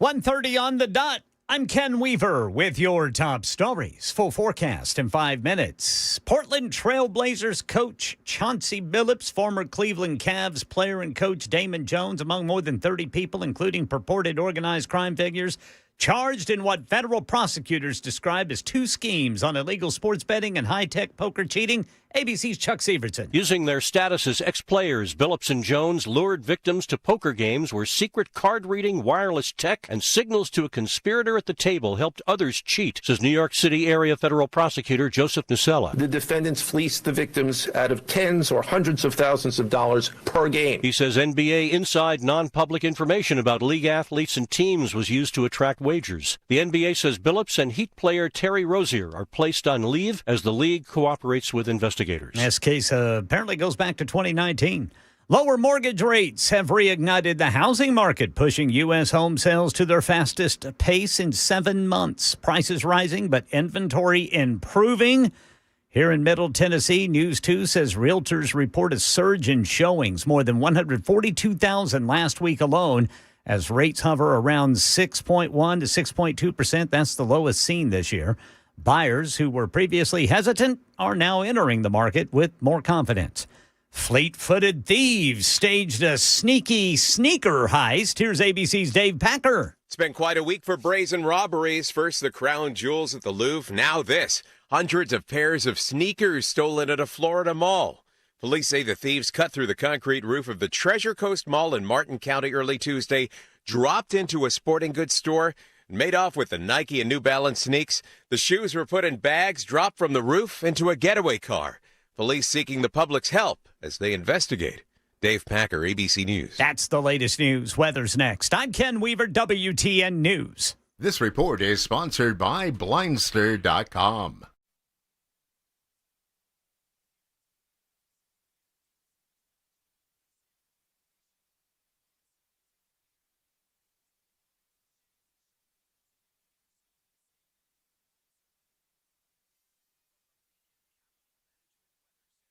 I'm WSMV4 First Alert meteorologist Stefano DiPietro. Plenty of sunshine today. Temperatures upper 60s to low 70s this afternoon. It's chilly tonight, 30s and 40s for the overnight low, with a chance for some patchy frost by tomorrow morning. Tomorrow afternoon, we're near 70, increasing clouds very late in the day. Saturday will be mostly cloudy. Temperatures will top off in the mid-70s. We stay dry Saturday. Saturday night looking dry as well, but be ready for showers and even a couple rumbles of thunder to return on Sunday.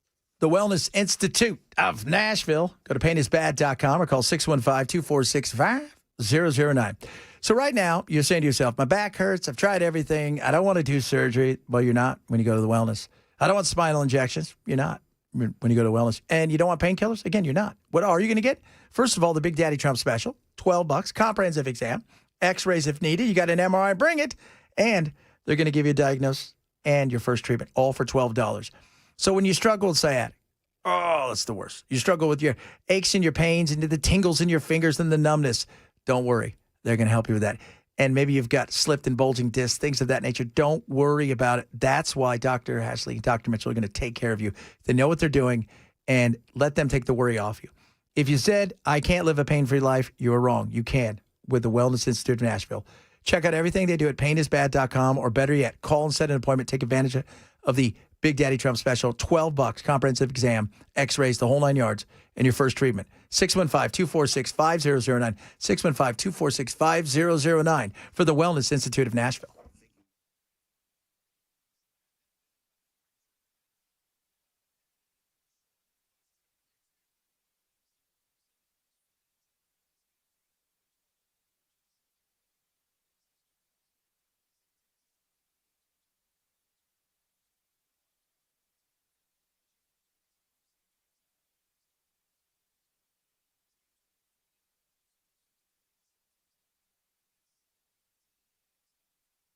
Your garage door is the biggest moving part of your home and one of the most overlooked. Whether you need repairs, tune-ups, or a full replacement, all Four Seasons Garage Doors has you covered. We offer same-day service, expert technicians, and honest pricing, always.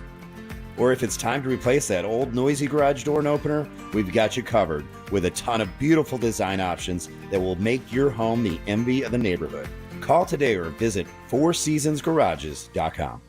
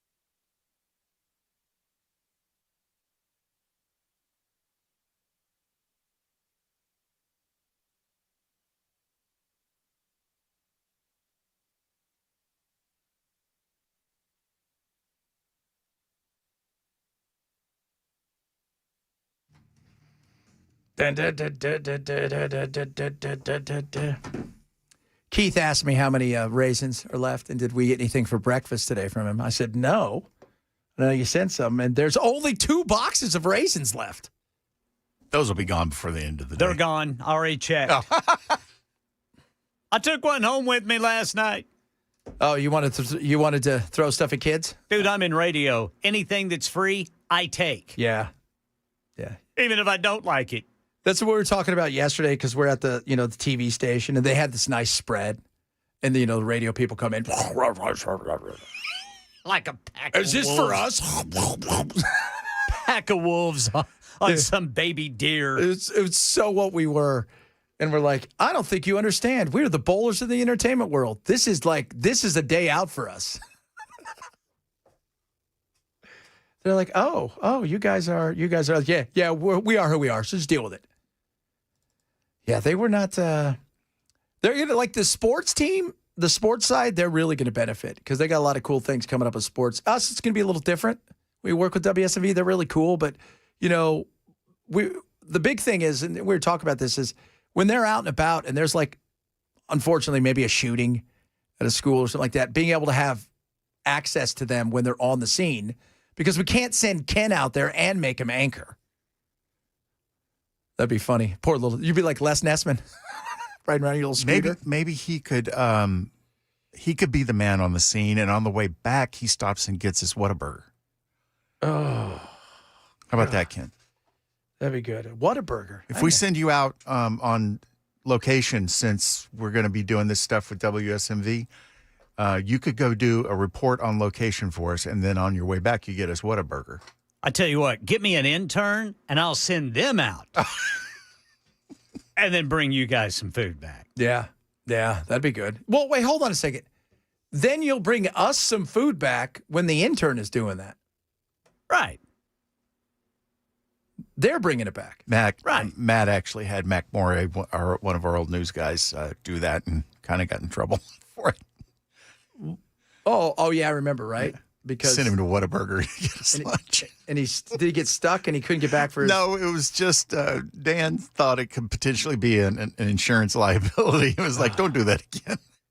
I love Dan. But we had some good Whataburger. Take a deep breath. Take a deep breath. It's going to be okay. That's part of radio, is doing fun things like that. Absolutely. What kind of voter are you?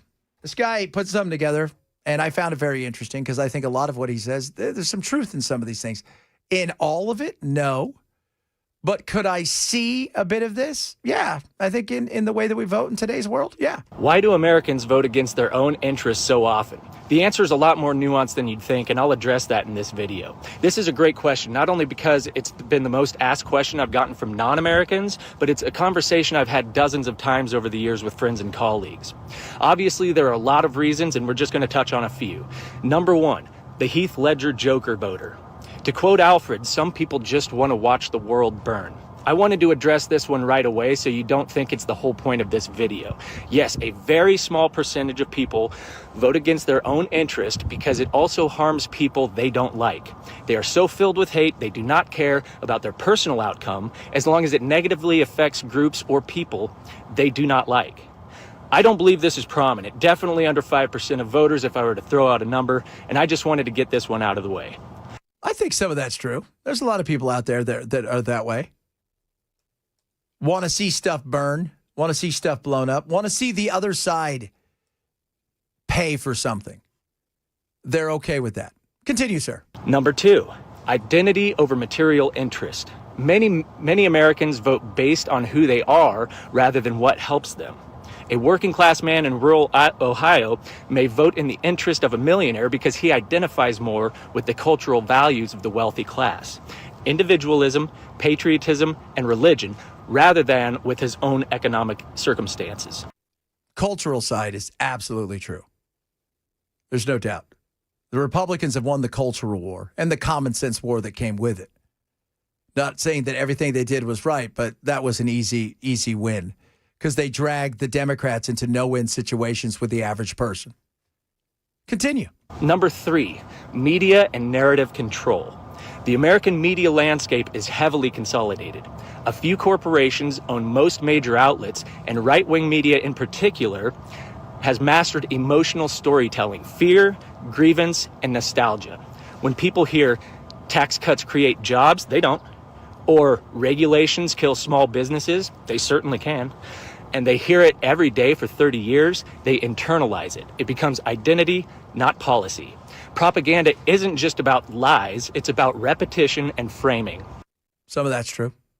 Tax cuts, can they create jobs? Yeah. In today's world, though, they don't create that many jobs. You know what they do? Buybacks. Go look and see what happens with a lot of the tax cuts. These guys get the money and they buy back their stock, which you'd think, oh, good, they're buying their stock. Yeah, and now with robots, well, that's going to be a whole different world. I'm waiting to see what the robots. You think the robots are going to have a vote? No. That's why they'll eventually revolt, because we'll just treat them like trash and slaves and not let them have any input. We won't change their oil. Right. In fact, we'll make the robot that would change their oil not do it. Oh, that's what we're going to do.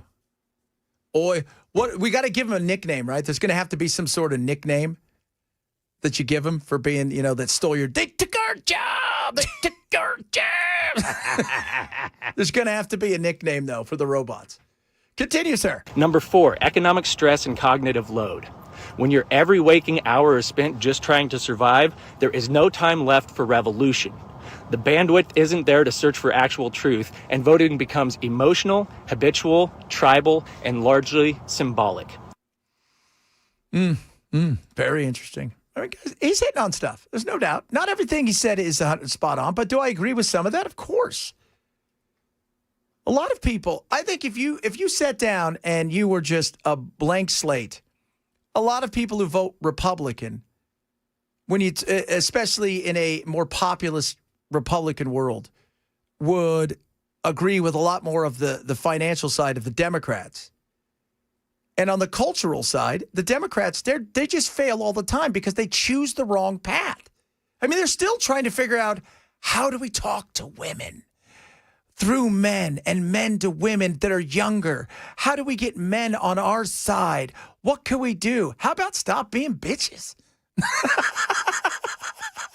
That could be a first step. Is that a good first step?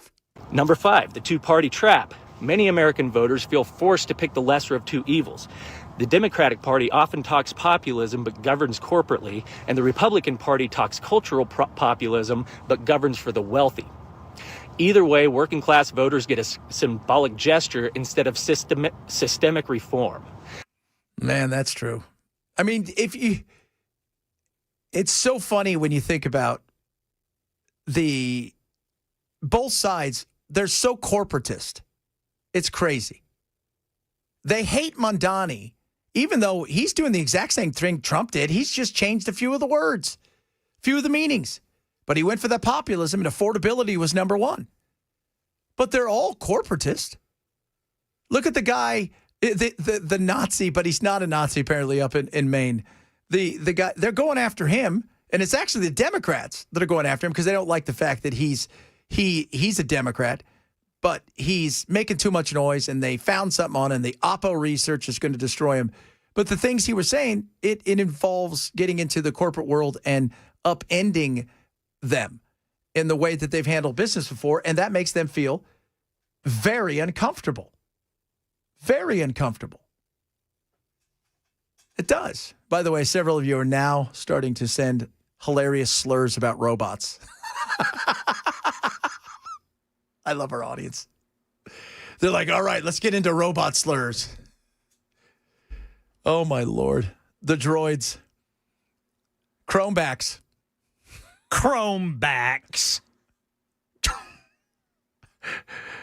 9800 says, yay, robot slurs. Clankers. That clanker took my job. Oh, it did. That clanker took my job. Took our job. iRobot wasn't fiction. No, it wasn't. Or what was it? Ex Machina? Yeah. Or Megan? Or Megan 2? Mm-hmm. Or Chucky. Chucky was different, though, because he was just a regular doll that got a soul. Megan 2 is actually a real good example of what's going to happen because we'll end up having robots that go off the rails and we'll send other robots to go take care of them. Yeah. Thinking that those robots are going to be fine. That's the other thing. We think, oh, these robots are going to like us. They're going to like us. We're one of the good ones. Oh, yeah. Where were we? Number 5, the two-party trap. Many American voters feel forced to pick the lesser of two evils. The Democratic Party often talks populism but governs corporately, and the Republican Party talks cultural populism but governs for the wealthy. They both govern for the wealthy. They do. They absolutely do. They all govern for the wealthy because that's who also pays their bills. Number 6, the big one, the myth of meritocracy. Here is where I think the majority of folks vote against their interests. In America, from the time we are toddlers, we are anointed with a birthright called the American dream. This ideology tells us that if we work hard enough, we will be successful and that every American has the same potential for financial success. So when we see policies that distribute wealth more evenly, we tend to think, I might need that tax cut someday, or punishing success today is the same as punishing my own future success. And I think this is the best attribute of the American people.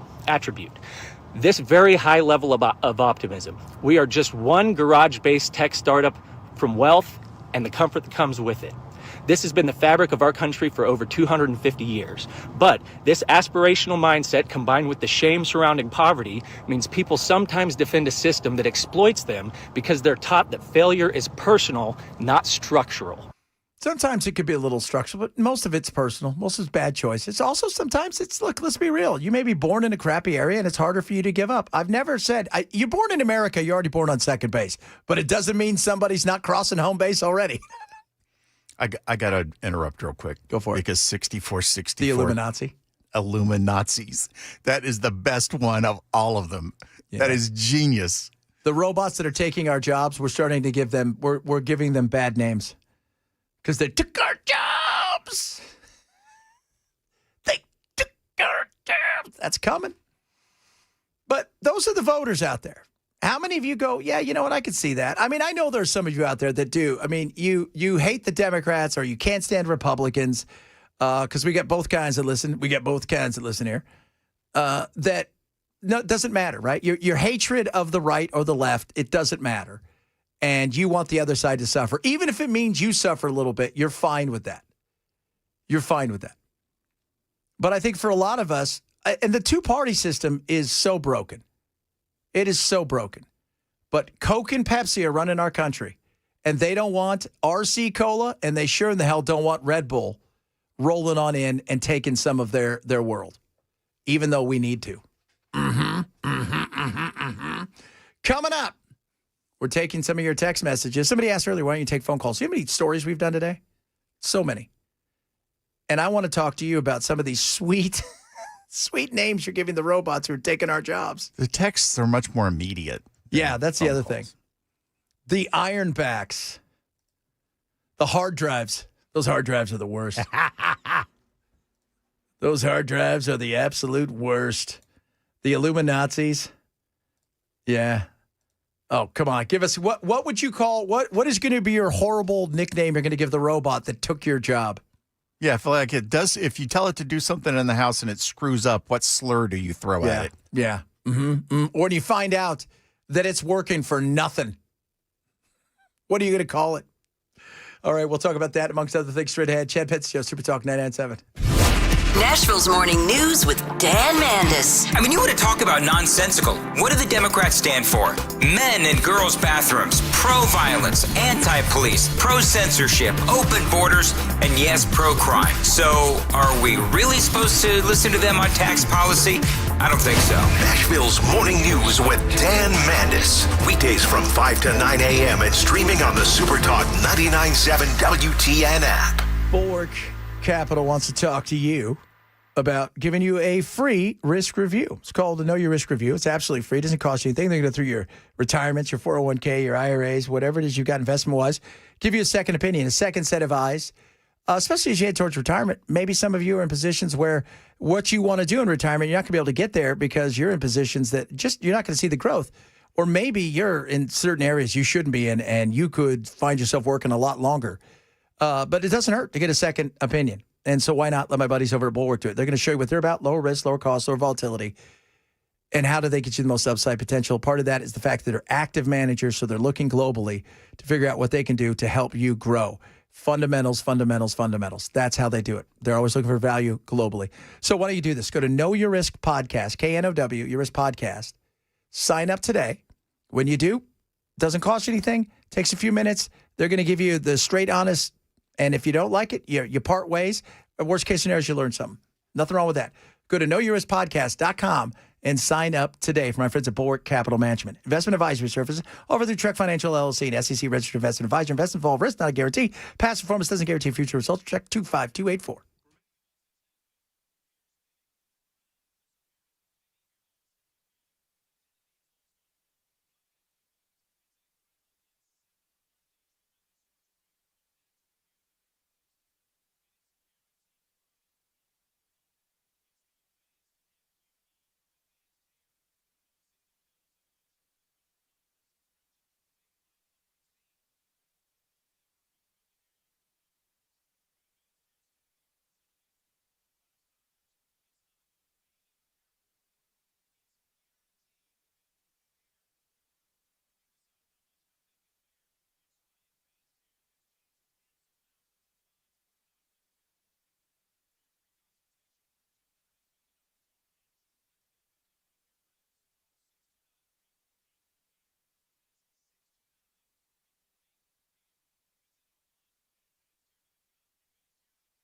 Sponsored by King's Hawaiian Sliders.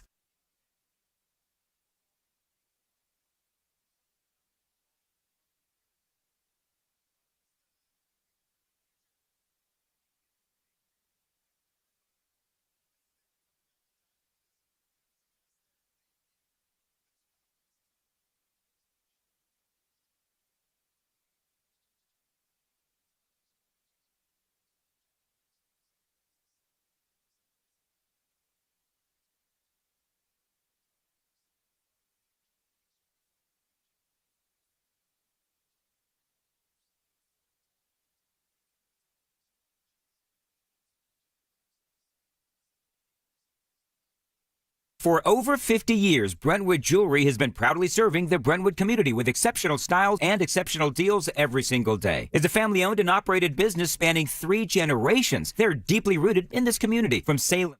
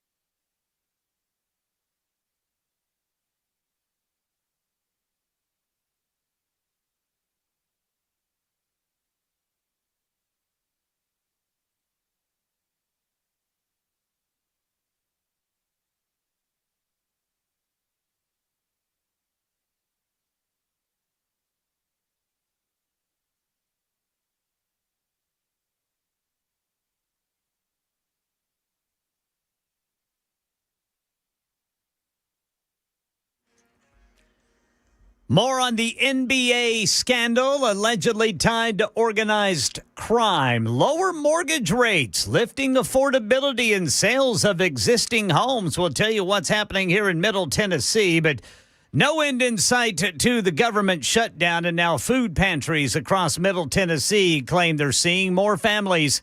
These stories and more coming up at 2 on Super Talk 99.7 WTN. You know, one of the other big things, Ken, when you talk about the housing is, you and I have talked about it, it's that you got a 3.5% or a 3% mortgage. Yep. You don't want to give that up. No. No. No. No, no, no. You don't want to give that up.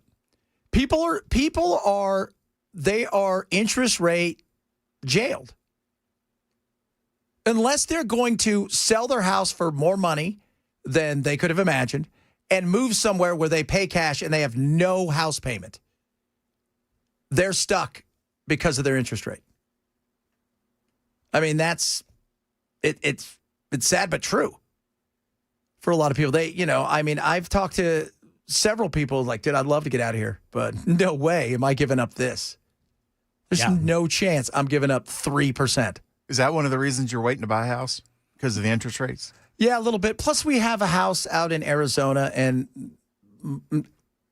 we've decided, okay, once mom comes out here, we're going to sell that and then put put money down this end. But it's also, the interest rate was a big deal.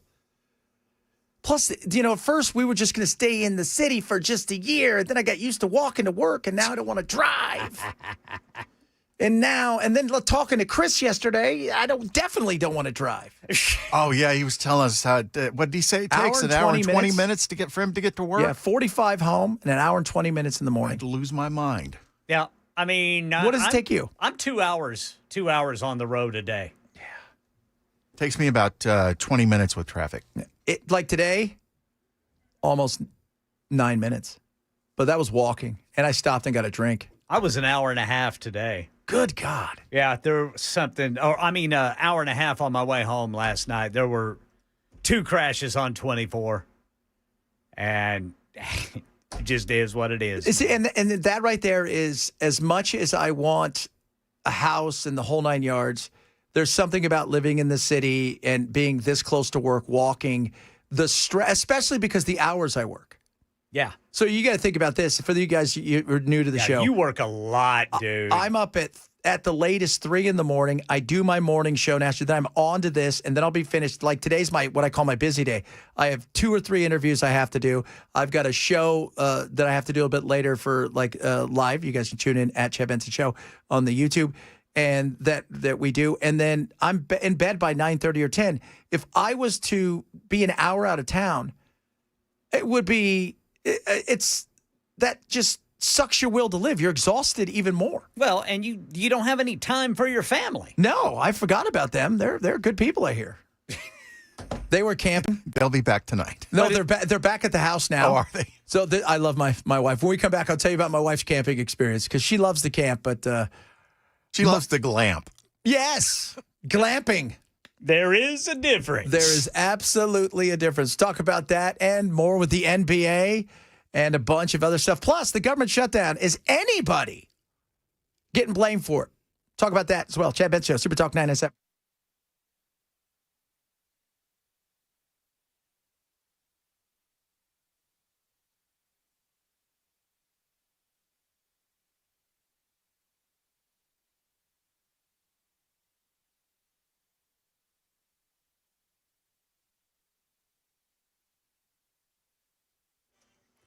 Two o'clock on the dot. I'm Ken Weaver with your top stories. Got the full forecast in 5 minutes.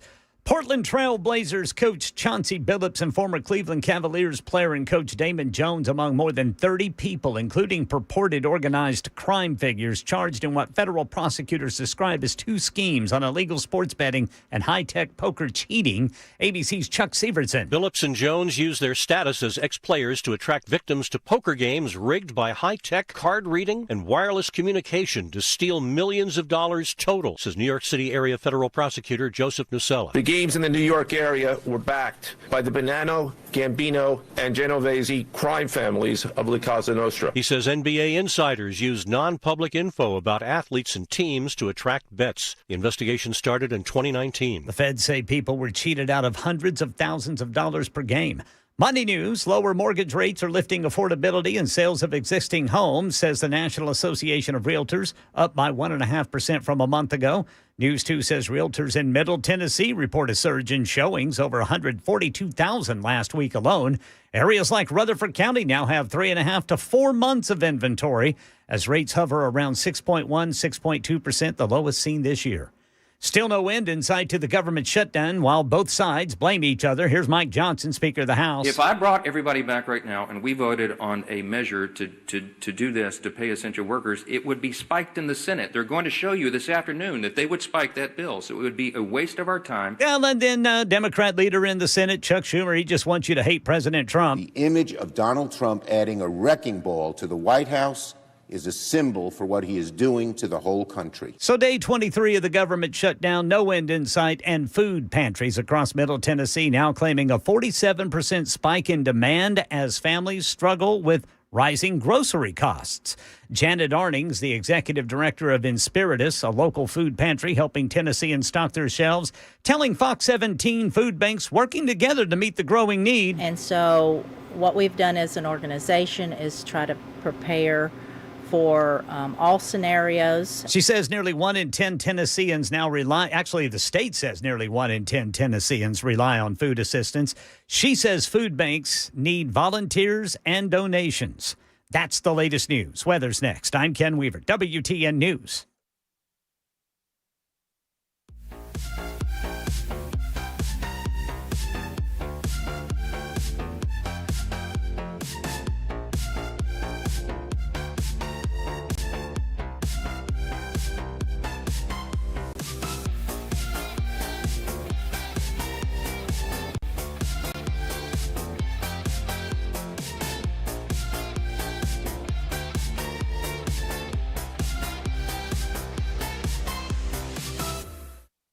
Selling your home can be stressful, but it doesn't have to be. Get a guaranteed offer from Mark Spain Real Estate. There are no showings, no open houses, no stress. Work with the #1 real estate team in the U.S. and close with confidence. Go to markspain.com today.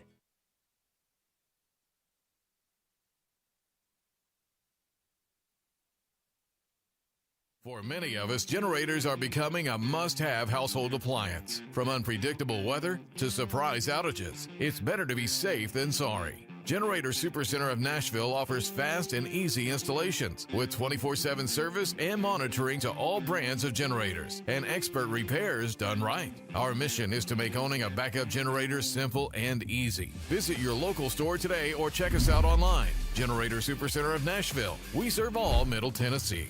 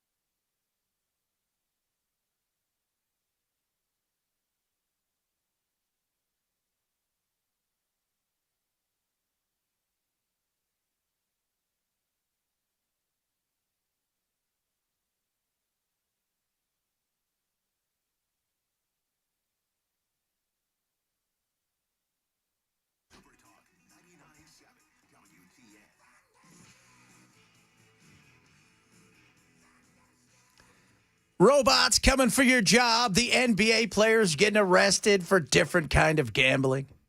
Chauncey, what are you doing? So arrest FBI Mafia. I know that's weird, right? Like, that's old school. Somebody went way old school to get the mafia involved.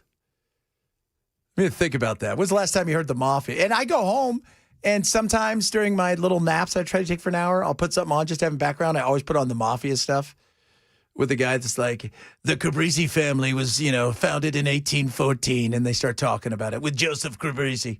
He ran a cheese market. They're expected to have murdered over 250 people in the last 5 years. Murder Inc., Murder Incorporated. And you start going, oh, check these guys out. It's not good to sleep, too, because then I have my eyes open. I'm like, well, hold on a second. This seems kind of interesting.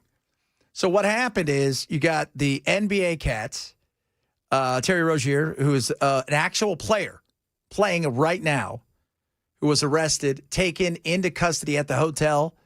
Miami is currently, the season just started. They had a game last night. He didn't play, coach's decision. And he was taken into custody, and I guess they're looking at him on whether or not he was doing things in the game to alter the over-under in his game stats. So what do they do in that case? They just go back and look at tape and see if anything obvious stands out? Because the first time that the money flew, see, what they do is they look, first of all, was there big money put on this guy in a weird way that was out of nowhere? And there was big money put on him. Some guy bet like 15 grand, but it was such a huge number that he would have won. He didn't have to bet a lot to win. And it was like nobody else was betting on him. And all of a sudden, here comes all this money. And then Rozier left the game at the 9-minute mark, never got anywhere near his stats. That was in 23. And the NBA investigated, and they said, no, we found nothing untoward. But I guess they've kind of amped that up as the mafia got involved.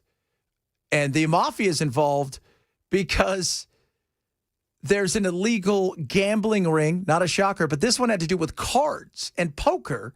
And they got Chauncey Billups and a few other players to use their name and their fame to get people to come to games that were rigged and steal their money. Do we know if they knew the games were rigged? Or were I'm assuming that's a good question right there. Because I could see them showing up if they're getting a appearance fee, but that I wouldn't view that as anything immoral or wrong. But if they knew about it, then they ought to be hit just as hard as the mobsters. Yeah, well, absolutely. Now, if they didn't know that it was because them gambling, I don't know if you're aware of this, athletes tend to gamble. And if you don't think so, how many of you listening gamble on the weekends when you guys go play golf? Well, just take that multiplied by a gazillion. And they were paying them to get these guys to show up. They paid one guy $2,500 before he'd even make an appearance, which is, again, weird. So, and Bell's right. We don't know if he knew the games were rigged. And because what are you paying somebody? So if I bring 3 guys and I know you're rigging the game, these guys can't be my friends, right? Because I'm not going to screw my friends over. Yeah, that makes sense. So maybe they didn't know that the games were rigged. That's the thing right there. And that's personal, So me gambling, okay, you don't like it, but I didn't bet on sports. I bet on, poker. And I brought my friends. You guys stole from my friends. I would never allowed my friends to be stolen from. I knew you guys were going to do that. But I also know you guys are the mob, and you're paying me to show up. So that's kind of weird, too. I actually spoke to a friend of mine who's in the Genovese family, and he said there's no such thing as a mob. Oh, yeah. What was it called again? It's our... La Cosa Nostra. Yeah, but what do they call it? It's this thing of ours. Yeah, this thing of ours. That doesn't exist. No such thing. No such thing. No such thing. Doesn't exist. Never existed. I don't know what you guys are talking about. So, but as we were talking about last hour, I want you guys to think about this. If you are going to illegal games, and these illegal games, Miami, they were all over the place, New York, Las Vegas. Apparently 11 states. 11 states. Were we one of them? Got to look at that. Hopefully we're one of them. I mean, that's when you guys know you're moving. So these were all games that were set up by the mob. Yeah, set up by the mob. Okay. So it's one of those things. You knock on the door, you go in there, say the magic words, and it's kind of like if you've seen the movie Rounders, that kind of thing. It's big money. This is cash. You're paying. There's probably a $50,000, $100,000 buy-in. These aren't some chumps off the street. But yes. Oh, it was here? Tennessee is one of the 11 states involved in the FBI's multi-state crackdown. I like it. I'm so proud. Well, you know what, guys? We're moving up. We're moving up. Sources on this include The Independent out of the UK, Forbes, USA Today. So, yeah. Do we know the city? I would assume it's Nashville or Memphis. Memphis. Memphis has mob. Yeah, well, Memphis. That's the only NBA franchise in the state. Yeah. So, but I'm still trying to get to how did they crack it? It had to come from the basketball on court side, where somebody probably got popped and said, "I'll tell you other things I know." Because if you're going to an illegal gambling game and you think the game is rigged, you're probably not going to call the cops to tell them that the mob stole from you. In fact, from what I understand, and Ken, you might want to correct me here, I don't think it's good to tell on the mob in any case, no matter what it is.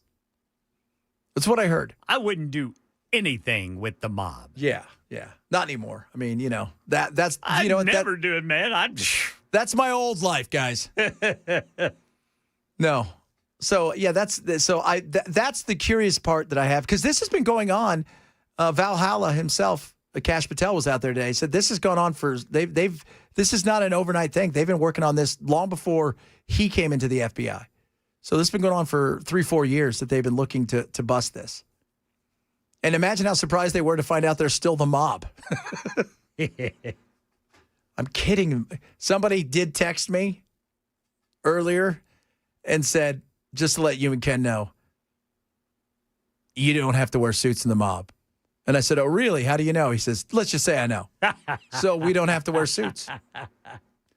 We don't have to is what we're saying here. So it'll be interesting to see how – I want to see what happens with Portland. Obviously, they got to fire him or put him on leave or whatever. Terry Rozier, who was popped, he's a player that makes $25 million a year. So that's what I'm trying to figure out. How do you get sucked in? Two things happen. Either you get sucked in, first of all, you're just an addict, or you've lost so much money that you owe favors to somebody. But at $25 million, you'd have to have the worst luck to get to the point where you're worth $160 million. Well, that's what you've made over your lifetime. I mean, you're not like the guy that got caught last year and they suspended him last December for life, who was a Raptor. That guy, he bounced around from the G League to the NBA. He wasn't rich. He wasn't he was, $1 million changed his world. $1 million for Terry Rozier, that's 2 weeks' work. So reports say Nashville is one of the cities where arrests or raids occurred. Really? Yeah. Man. Arrests or raids. So we're that could number be one. We're number one. Either or just one of them. Okay. That's very interesting. Yeah. Oregon, Florida, New York, California, Nevada, New Jersey, Illinois, Texas, Georgia, and Ohio. Basically, these 11 states, if you think about these states, there's a lot of people that go to these states. Yeah. A lot of people that go to these states and live in these states. They're the big states. The big states. They're the big states, and you could see how the mob would be mobbed. Like Cleveland. There's mob in Cleveland. What was that movie, The Irishman? That was in Cleveland, right? I don't know. Yeah, I think it was. Was that the one with De Niro? Well, he did one too, but that was It was him and Ray Romano and Sebastian Maniscalco, and Pesci was in it. And yeah, there was another. What was it? Go Get the Irishman. So yeah, I think there's a decent mob connection there, and I'm sure we've got a connection here. But New York, you expect. Vegas, you expect. Miami, you expect. L.A. When I was growing up there wasn't a big mob presence in Los Angeles. Because the mob that was around, or the mafia at the time, even when I was growing up, was the Mexican mafia. So there wasn't that kind of presence that you have. But I could see that now. Absolutely. So we'll see what happens. By the way, we were talking last hour about so many people, Ken, were sending in their interest rates. They want to brag on why they're never moving. What's the lowest you've seen? 2.75. Good grief. Thank God beautiful. I got my loan at 2.75. Put a lot down. I'm never moving. Oh, here's one. Starter home, 2.25. Yeah. 3.25, fixing to send my last payment off in 2 weeks. All right. Congratulations. Oh, that's got to be exciting. Congratulations. Now, everybody's also telling us, because we don't have to wear suits, but we should wear jogging outfits. We're not the Russian mob. The Russian mob they're always wearing tracksuits. Yeah, with the stripes down the leg. Have you ever seen the Russian military? Basically, all it is a bunch of guys running over with tracksuits on. Oh my goodness me! 2.75, 2.87, 2.5. Again, why would you move to a place where you're going to double your interest rate and probably have to pay the same amount of money for less space? That's why you want to know why we have housing issues right now? One of them is the fact that so many people are thinking it's going to go back there. And people are interest rate locked in. That's an interest rate jail. They're just never going to get rid of it. Yeah, I doubt we ever get that low again. If it was up to Trump, we would. I'd go for it. Yeah. I'd take it. Yeah. But the minute that happens, all those houses that are for sale are going to be gone, and the prices are going to go way back up. We're going to be back right in the same place. If we were building homes at a rate that we could sustain it, that's one thing. But we're not. We don't build homes that fast. We're not going to build the homes that fast. I'm curious as to what the ratio of single-family homes to apartment complex building would be. Really?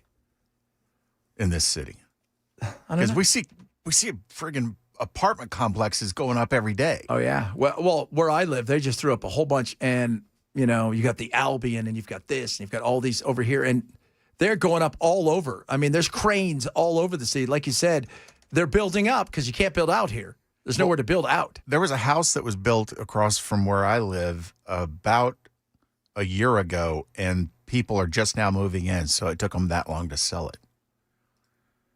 Really? Yeah.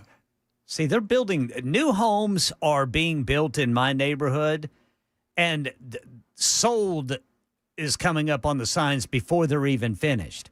But then after they're finished, there's like 4 and 5 cars parked outside of these homes every day. So it's there's like a lot whole of group of people living in one home. Yeah, there's a whole group of people that own the house. And I'm thinking that what sort of deals are being done for this? Or you got one owner who's only able to afford it because he has 3 tenants in the house with him. Or you know what it is? It's a family, right? You got mother and father, you got daughter and son-in-law. Yeah. You got their 2 kids. You got and then mom and dad who own the house also have they have a son and so everybody lives there. And everybody pays a portion of the mortgage. Right. That's how they can afford it. I mean, it used to be like my wife's dream was always to have we should build a compound, right? Like where you have 5 or 10 acres and, my family's over there and her family's over here, that kind of thing. Yeah. Nowadays, it's like, no, we're just all going to live in one apartment because we can't afford anything else. I got a segment of my family building a compound out there in Oklahoma. Really? Oh, yeah. Is it a luxury bunker? You and your bunkers. I'll put it to you this way. You better not mess with them. Oh, it's one of those. It's a luxury bunker. It is. It is. Nah, they're good people. Yeah, they're good people. I mean, I wouldn't be the census guy, but they're good people. I don't know what you're doing here. Okay. All right, coming up, more stuff to get to. I want to talk a little bit about the government shutdown because I don't know if you guys are aware, the government is still shut down.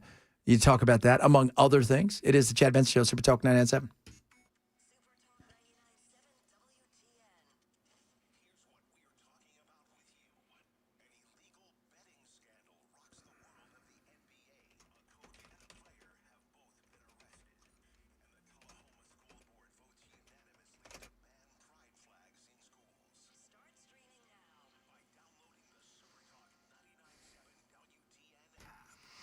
Relief Factor right now.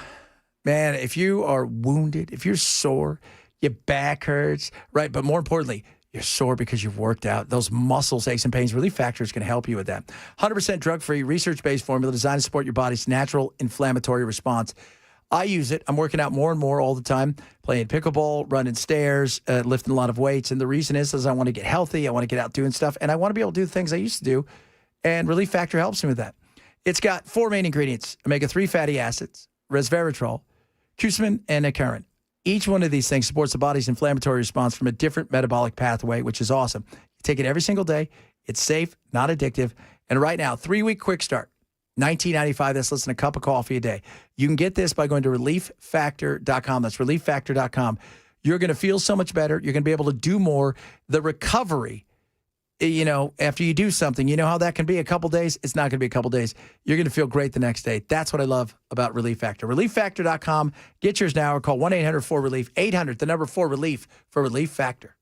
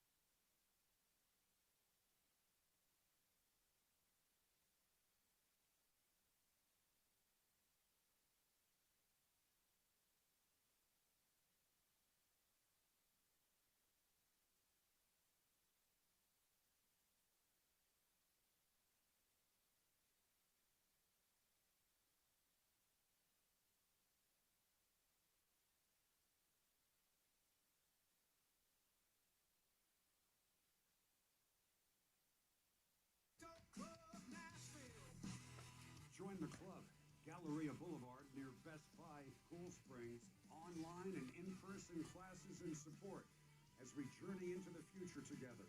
BitcoinBin.io. Birch Gold, right now, gold's important, and they're doing something amazing for veterans. This month, if you buy gold, $5,000 more, you're going to get an amazing commemorative round, silver, celebrating the gas and the American flags. Top of that, gold's important because of diversification. Central banks, people are fleeing. People are looking for a safe place just in case things go sideways. Weakening dollar, right? Inflation, potential of a bubble maybe with AI. There's all kinds of things going on. Birch Gold can help you protect yourself. So whether it's a savings account, an IRA, or 401k, you can convert those over to an IRA backed by gold, or maybe just the physical. Birch can help you with either of those. But the first thing you do is get the information. So text the word Benson right now to 989898. They're going to get you out the information on why gold and why Birch. A+ rated by the Better Business Bureau. They're amazing. Text the word Benson now to 989898 for Birch Gold.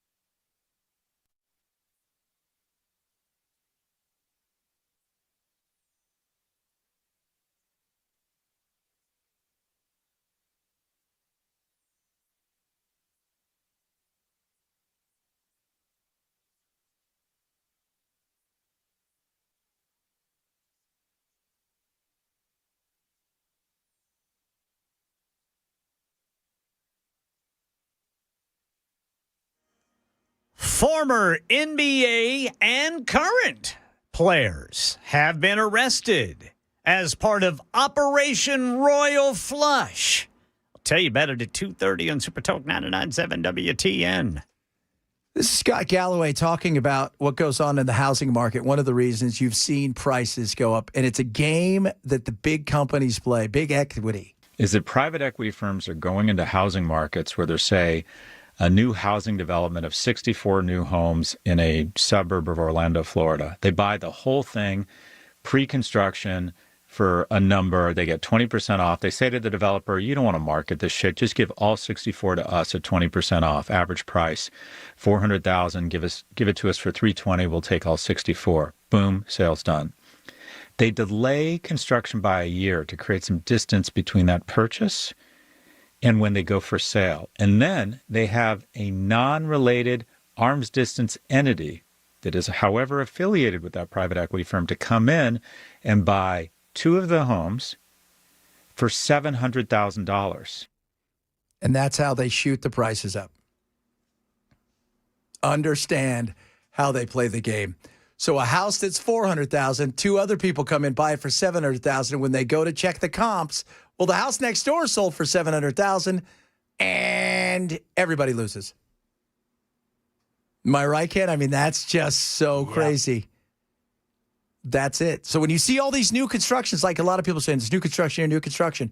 Let me tell you why 8 people are living there, because 8 people have to be able to afford the damn thing. That's the only thing I can figure out. Yeah. I mean, either that or it sure is a coincidence that so many big families are moving to the neighborhood.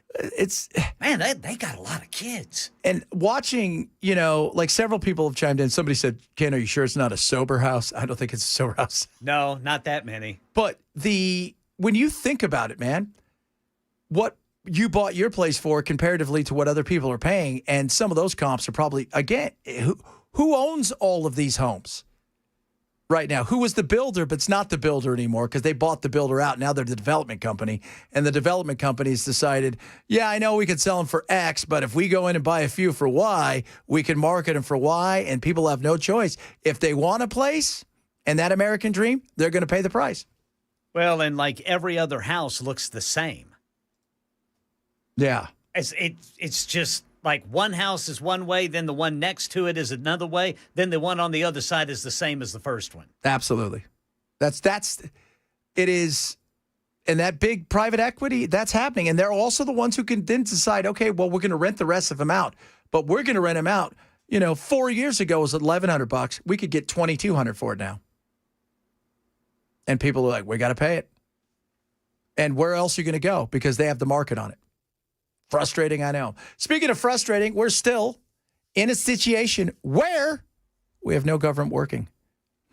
We shall talk about that. Who's to blame? Because what have we said on the show? The group that bites first will be the one that feels the pain of the blame game. And so far, I don't think anybody's feeling that. Chad Benson Show, Super Talk 98.7.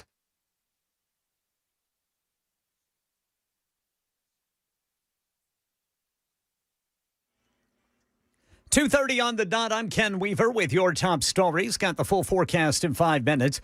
Authorities in New York say dozens of people, including current and former NBA players and coaches, have been arrested in connection with a dual sports betting scheme and poker fraud scheme that drained tens of millions of dollars from victims and sporting book companies. We get more from ABC's Aaron Katursky. This was called Operation Royal Flush, according to the Homeland Security Investigations folks. They spent more than 2 years looking at these poker games that were backed by the mafia. And according to the indictment, the coach of the Portland Trailblazers, Chauncey Billups, was among what they called the face cards, recruiting unsuspecting victims to these poker games. Now, reports say Nashville was one of the cities where arrests or raids occurred. The shutdown beginning to affect federal workers and military families whose paychecks are delayed. Air traffic controllers also feeling the strain, according to Transportation Secretary Sean Duffy. He says would-be controllers are having second thoughts. I'm getting word now from Oklahoma City where I have young air traffic controller students who are now telling me, what the hell am I doing? Why am I going to take this job? They're thinking about leaving the academy, smart young men and women, because They don't want to work for a system that won't pay them. Meanwhile, in Middle Tennessee, as grocery prices climb, food pantries are claiming a dramatic 47% rise in demand. Local nonprofits say more families are turning to them for help, many for the first time, they say. Community leaders urging Tennesseans to step up with donations and volunteer support. And new weekly data from Freddie Mac, the financial consultants, show mortgage rates have fallen to their lowest level in over a year. Chuck Severson? Lower mortgage rates lifting affordability and sales of existing homes, says the National Association of Realtors, up by 1.5% from a month ago. The 30-year fixed-rate mortgage averages 6.19%, down from last week's 6.27%. A year ago at this time, the 30-year rate was 6.54%. Here in Middle Tennessee, News 2 says realtors report a surge in showings, more than 142,000 last week alone. That's the latest news. Weather's next. I'm Ken Weaver, WTN News.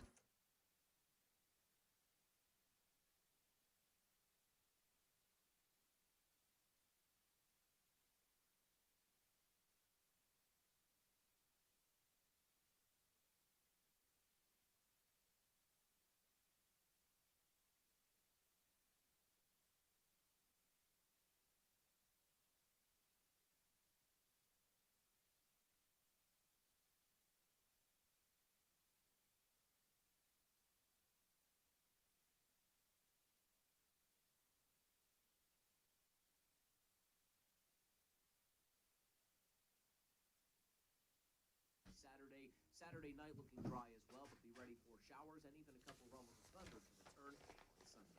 Beacon Capital Management, local. Why don't you call them, sit down with them, find out what they can do for you, whether it's taxes and all the stuff in the one big, beautiful bill.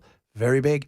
Tons of stuff in there that you may want to take advantage of, especially if you're maybe a senior. And you're looking around going, okay, what can I take advantage of? How about this? Additional senior deduction up to $6,000 with a phase out. It's not complete elimination on Social Security taxes, but it is powerful, but it's a limited time. You got to take advantage of it now. Or maybe there are things that you need to talk to them about when it comes to the dollars and cents of your investments and your retirement, or trust, will, long-term care planning, estate planning, all of those things that go along with retirement. And as we age and we have stuff, and that's a beautiful thing. And you know what else is great? Beacon. They can help you. So do this for me. All right, give them a call. Go sit down with them. They're local. They're amazing. 615-488-9303. Free personalized financial consultation. Not going to cost you anything. Just say hi to them. They're going to treat you amazing. 615-488-9303 or check them out online at beaconcm.com. beaconcm.com. This is a paid placement.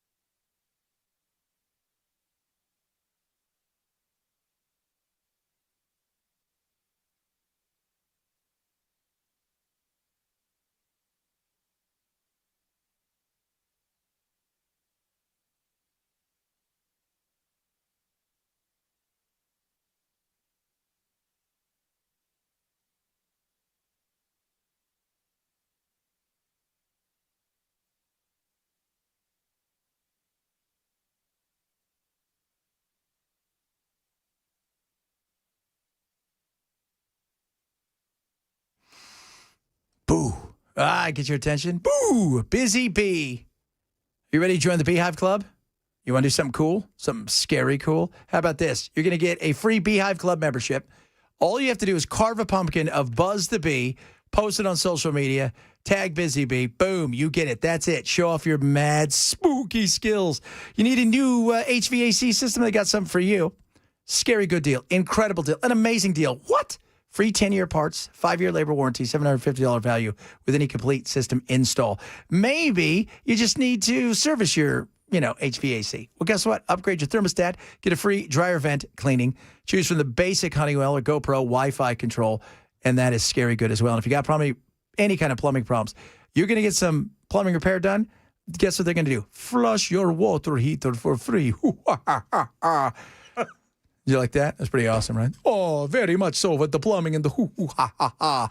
Call Busy Bee Plumbing, Heating, and Cooling today, 775-7833, 775-7833, or visit busybhvac.com.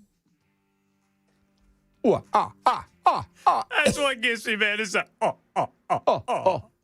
Was that the Count? Remember him? That was the Count. What? The Count Dracula. Or 4.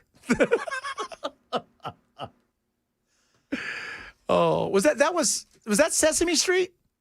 Yeah. Yes. Okay. Yes, See, that's where that was from. He was the Muppet that they used to teach counting. Yeah. I didn't know if it was Sesame Street or do you remember the Electric Company? Oh, yes. Yeah, that was a little bit different. Like you were cool. Like, are you watching Sesame Street? That's pretty lame. That's where what's his name? Morgan Freeman. Morgan Freeman started as the easy reader. That's right. He's like, hey, what's up? I remember they had Spider-Man. They did. They had Spider-Man.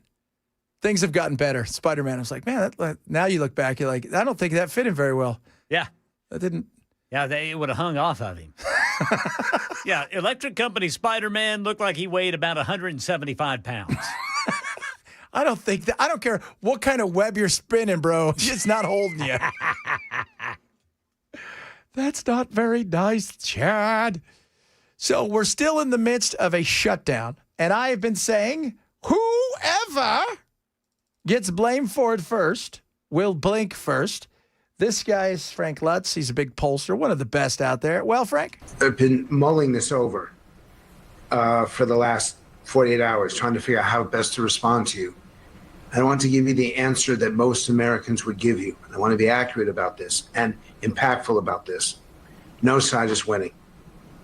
I want to be clear about what I'm saying here. No side is winning the shutdown because everyone is being punished for it, even if you don't feel it. Now, make no mistake, Trump voters believe that Donald Trump is absolutely winning, and they want him to fight just as hard, if not harder, for his side in this. And the same thing on the Democratic side. Hakeem Jeffries is being absolutely advised by his own party, his own members, to keep pushing. That sounds great, Frank. But how about the 90% of us that don't live in the world of that extreme where just fight? How about the people who care about not the politics, but the actual people and what's going on? Because everybody says fight until eventually you can't fight anymore because you're broke. And that no one is speaking for the sensible center. No one is speaking in terms of common sense, that this is not a good look or presentation for the federal government. The idea that we can't get along with each other, that we can't talk to each other, sit in the same room at the same time and give. Because if we just give enough, everybody receives. And if we give nothing, nobody gets anything. And that's what the polling shows. But make no mistake, Trump voters love what Donald Trump is doing. And Democratic voters love what Hakeem Jeffries and, to a lesser extent, the Senate leader are doing. And that's why we're in the situation that we're in right now. Translation, nobody is on that 50+1 side of it. 50+1. So until the tilt happens, we're going to be here. And even the ones that blame the Republicans, they don't blame Trump. It doesn't get to Trump. Which, I mean, let's be real. It's hard to blame the president. Yes, you could say, well, he needs to do this or he needs to do that. He can push, but this is a fight of Congress.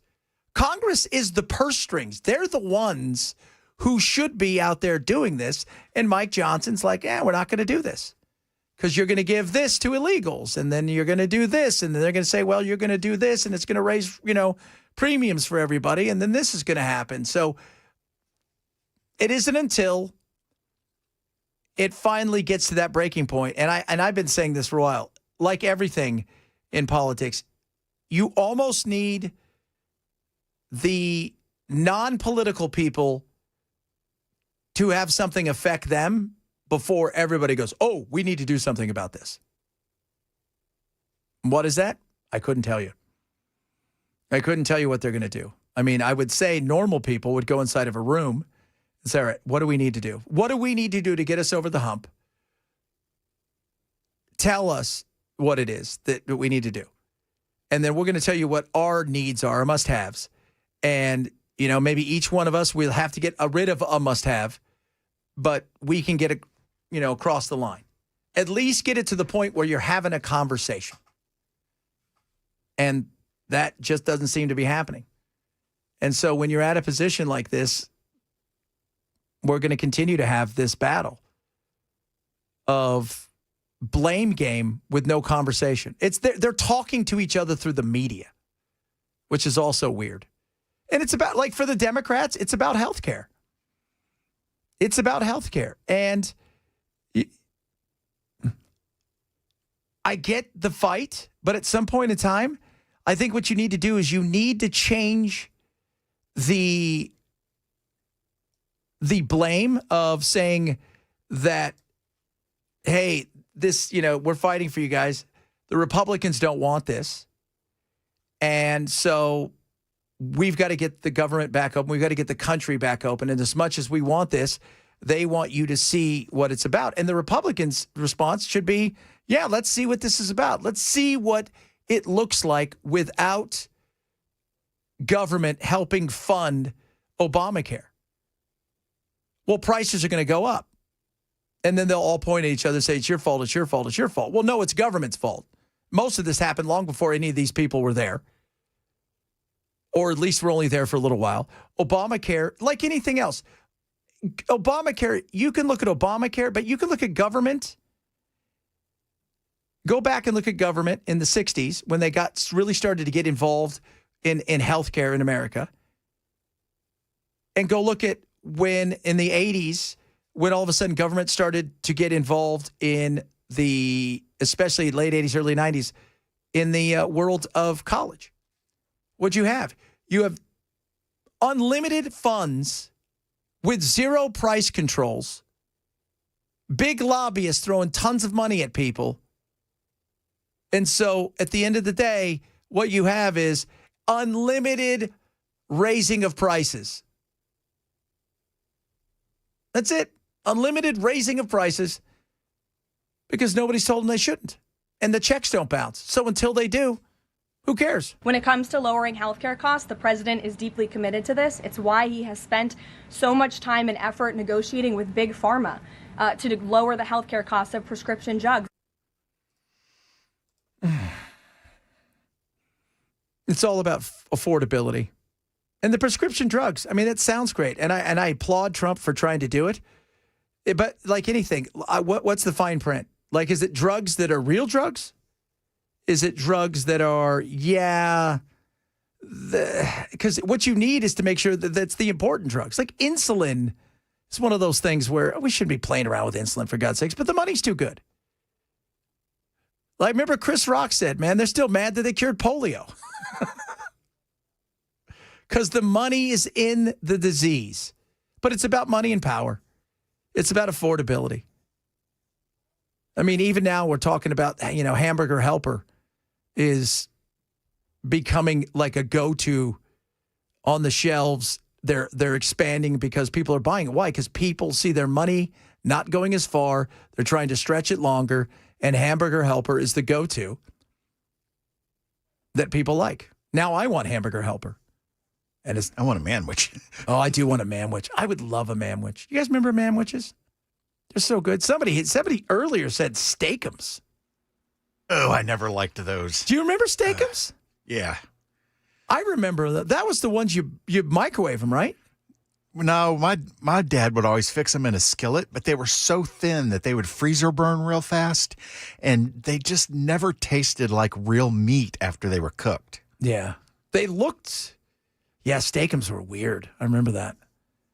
My mom's like, we got steakums tonight. I'm like, well, I don't know who got a raise.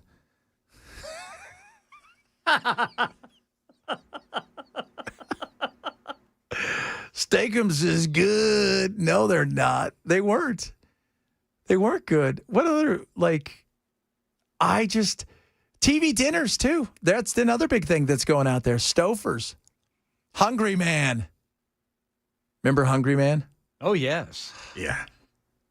I always wanted to, see if you guys are with me here. It's another business idea. Let's write this down, guys. I wanted to have a restaurant where you'd go in and you'd open the menu, Ken. And I've told Belle this before. And so you'd book a reservation, and it would be an old school 1960s or 70s living room that you'd be in. And you would then order like a Hungry Man dinner. That you'd only be able to order like TV dinners. Various TV dinners. Yeah. I remember those Hungry Man TV dinners. Yeah, and then you would sit, and you, instead of a table, you guys would be you'd have trays, and they'd have a like TV. It'd be an old TV, but you could watch Netflix and everything, and we just keep serving you. Because it's like, do you remember you'd get? It's not a bad idea, right? How hard is it? Right, you get sponsored. That'd be great. So then, what you would get was, because I remember it too. You'd get like, oh, I got 2 pieces of chicken. I got some corn. I got this weird, it looks like mashed potatoes, and yet the butter's been in there for a year. So it's a little lumpy, but it's all good. And then you'd get some sort of dessert. That would be a partially cooked cake on one side and uncooked on the other. Yeah. It'd be a Keebler chocolate chip cookie. Oh, Keebler. I forgot about Keebler. That was the elves, right? Yeah, the Keebler. Little SOBs. Keebler's still around. A lot of people are asking, do you guys remember Rita Moreno was on the Electric Company? Man, that was good. That was I like the Electric. The Electric Company was just a little bit older. It actually intentionally skewed. They were not going after the same demo. No. Sesame Street was going after preschoolers and like first, second graders, and Electric Company was going after like 7, 8, 9-year-olds. Yeah, definitely. Maybe 10. That's why they had Spider-Man. Here comes Spider-Man. Spider-Man. Now you look at him and go, so you're Spider-Man. Is the dimension you're from, is this the one where you just give up? I'm out. There was a comedian that went up to one of the guys playing Spider-Man in Times Square, and he had a picture of a guy in a Spider-Man mask standing next to Jeffrey Epstein. And he goes up to the guy in the Spider-Man mask and he goes, I need to discuss this with you because this obviously is going to be a problem. And the guy's like, that's not me. He's like, it's got your face in it. Spider-Man. I love that. Spider-Man. I remember the Electric Company. What else did they do in the Electric Company? They did music too, like cooler music. Yeah, because I remember that. It was a little more rock and roll. Are they the ones that did that 1, 2, 3, 4, 5, 6, 7, 8, 9, 10, 11, 12? 11 and 12. So that was a very psychedelic, and it was like a pinball machine. And then all of a sudden, you're the ball. And it shows you rolling through all of the pinball machine mechanisms. Oh, God, I do remember that. Look what they were doing to us as kids. Look at that. The violence. What they were trying to bring upon us. No wonder we're a hot mess. Is Sesame Street around still? Oh, yeah. I don't know, because I know they got rid of public television.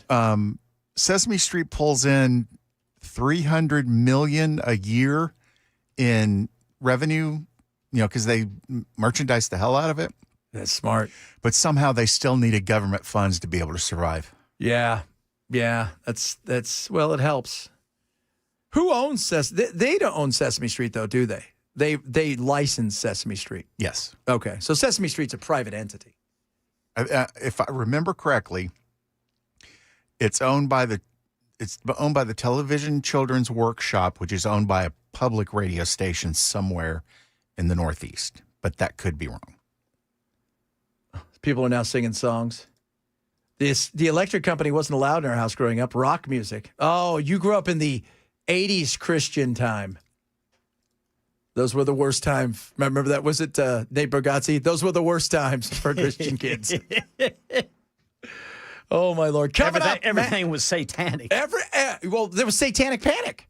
Yeah, it's actually a thing. There's a movie, there's a show on Netflix right now about Satanic Panic and the rock bands, and it stars Dane Cook's wife. I forget her name. I can't remember. Yeah. She's the one the other day that wished her, not Dane Cook. What's his name? I forgot his name. Oh, God, she's awful. But she wished her husband a happy anniversary and said, women around the world get beaten by men. It was like so bizarre. Wow. Happy anniversary, honey. Satanic Panic was so bad that you could see a dog that had been hit in the street and died, and somebody would be like, that's a satanic sacrifice. Yeah, it was, But I think it's on Hulu or Netflix, and it's all about the 80s and the Satanic Panic and playing the music backwards and how it started. Yeah. It is, because everybody's playing the music backwards. Then you heard it. You're like, well, now I got to play my song backwards. I'm probably going to ruin my album, but I need to find out if Satan's trying to talk to us. And it was always, with one exception that I know of, it was always just an interpretation of the sounds going backwards. Like somebody's going to write lyrics and try to figure out the sounds that need to be made to get these words to come out right. Yeah, exactly. Crazy. All right, we're going to wrap it up straight ahead. Chad Ben Show, Super Talk 99.7.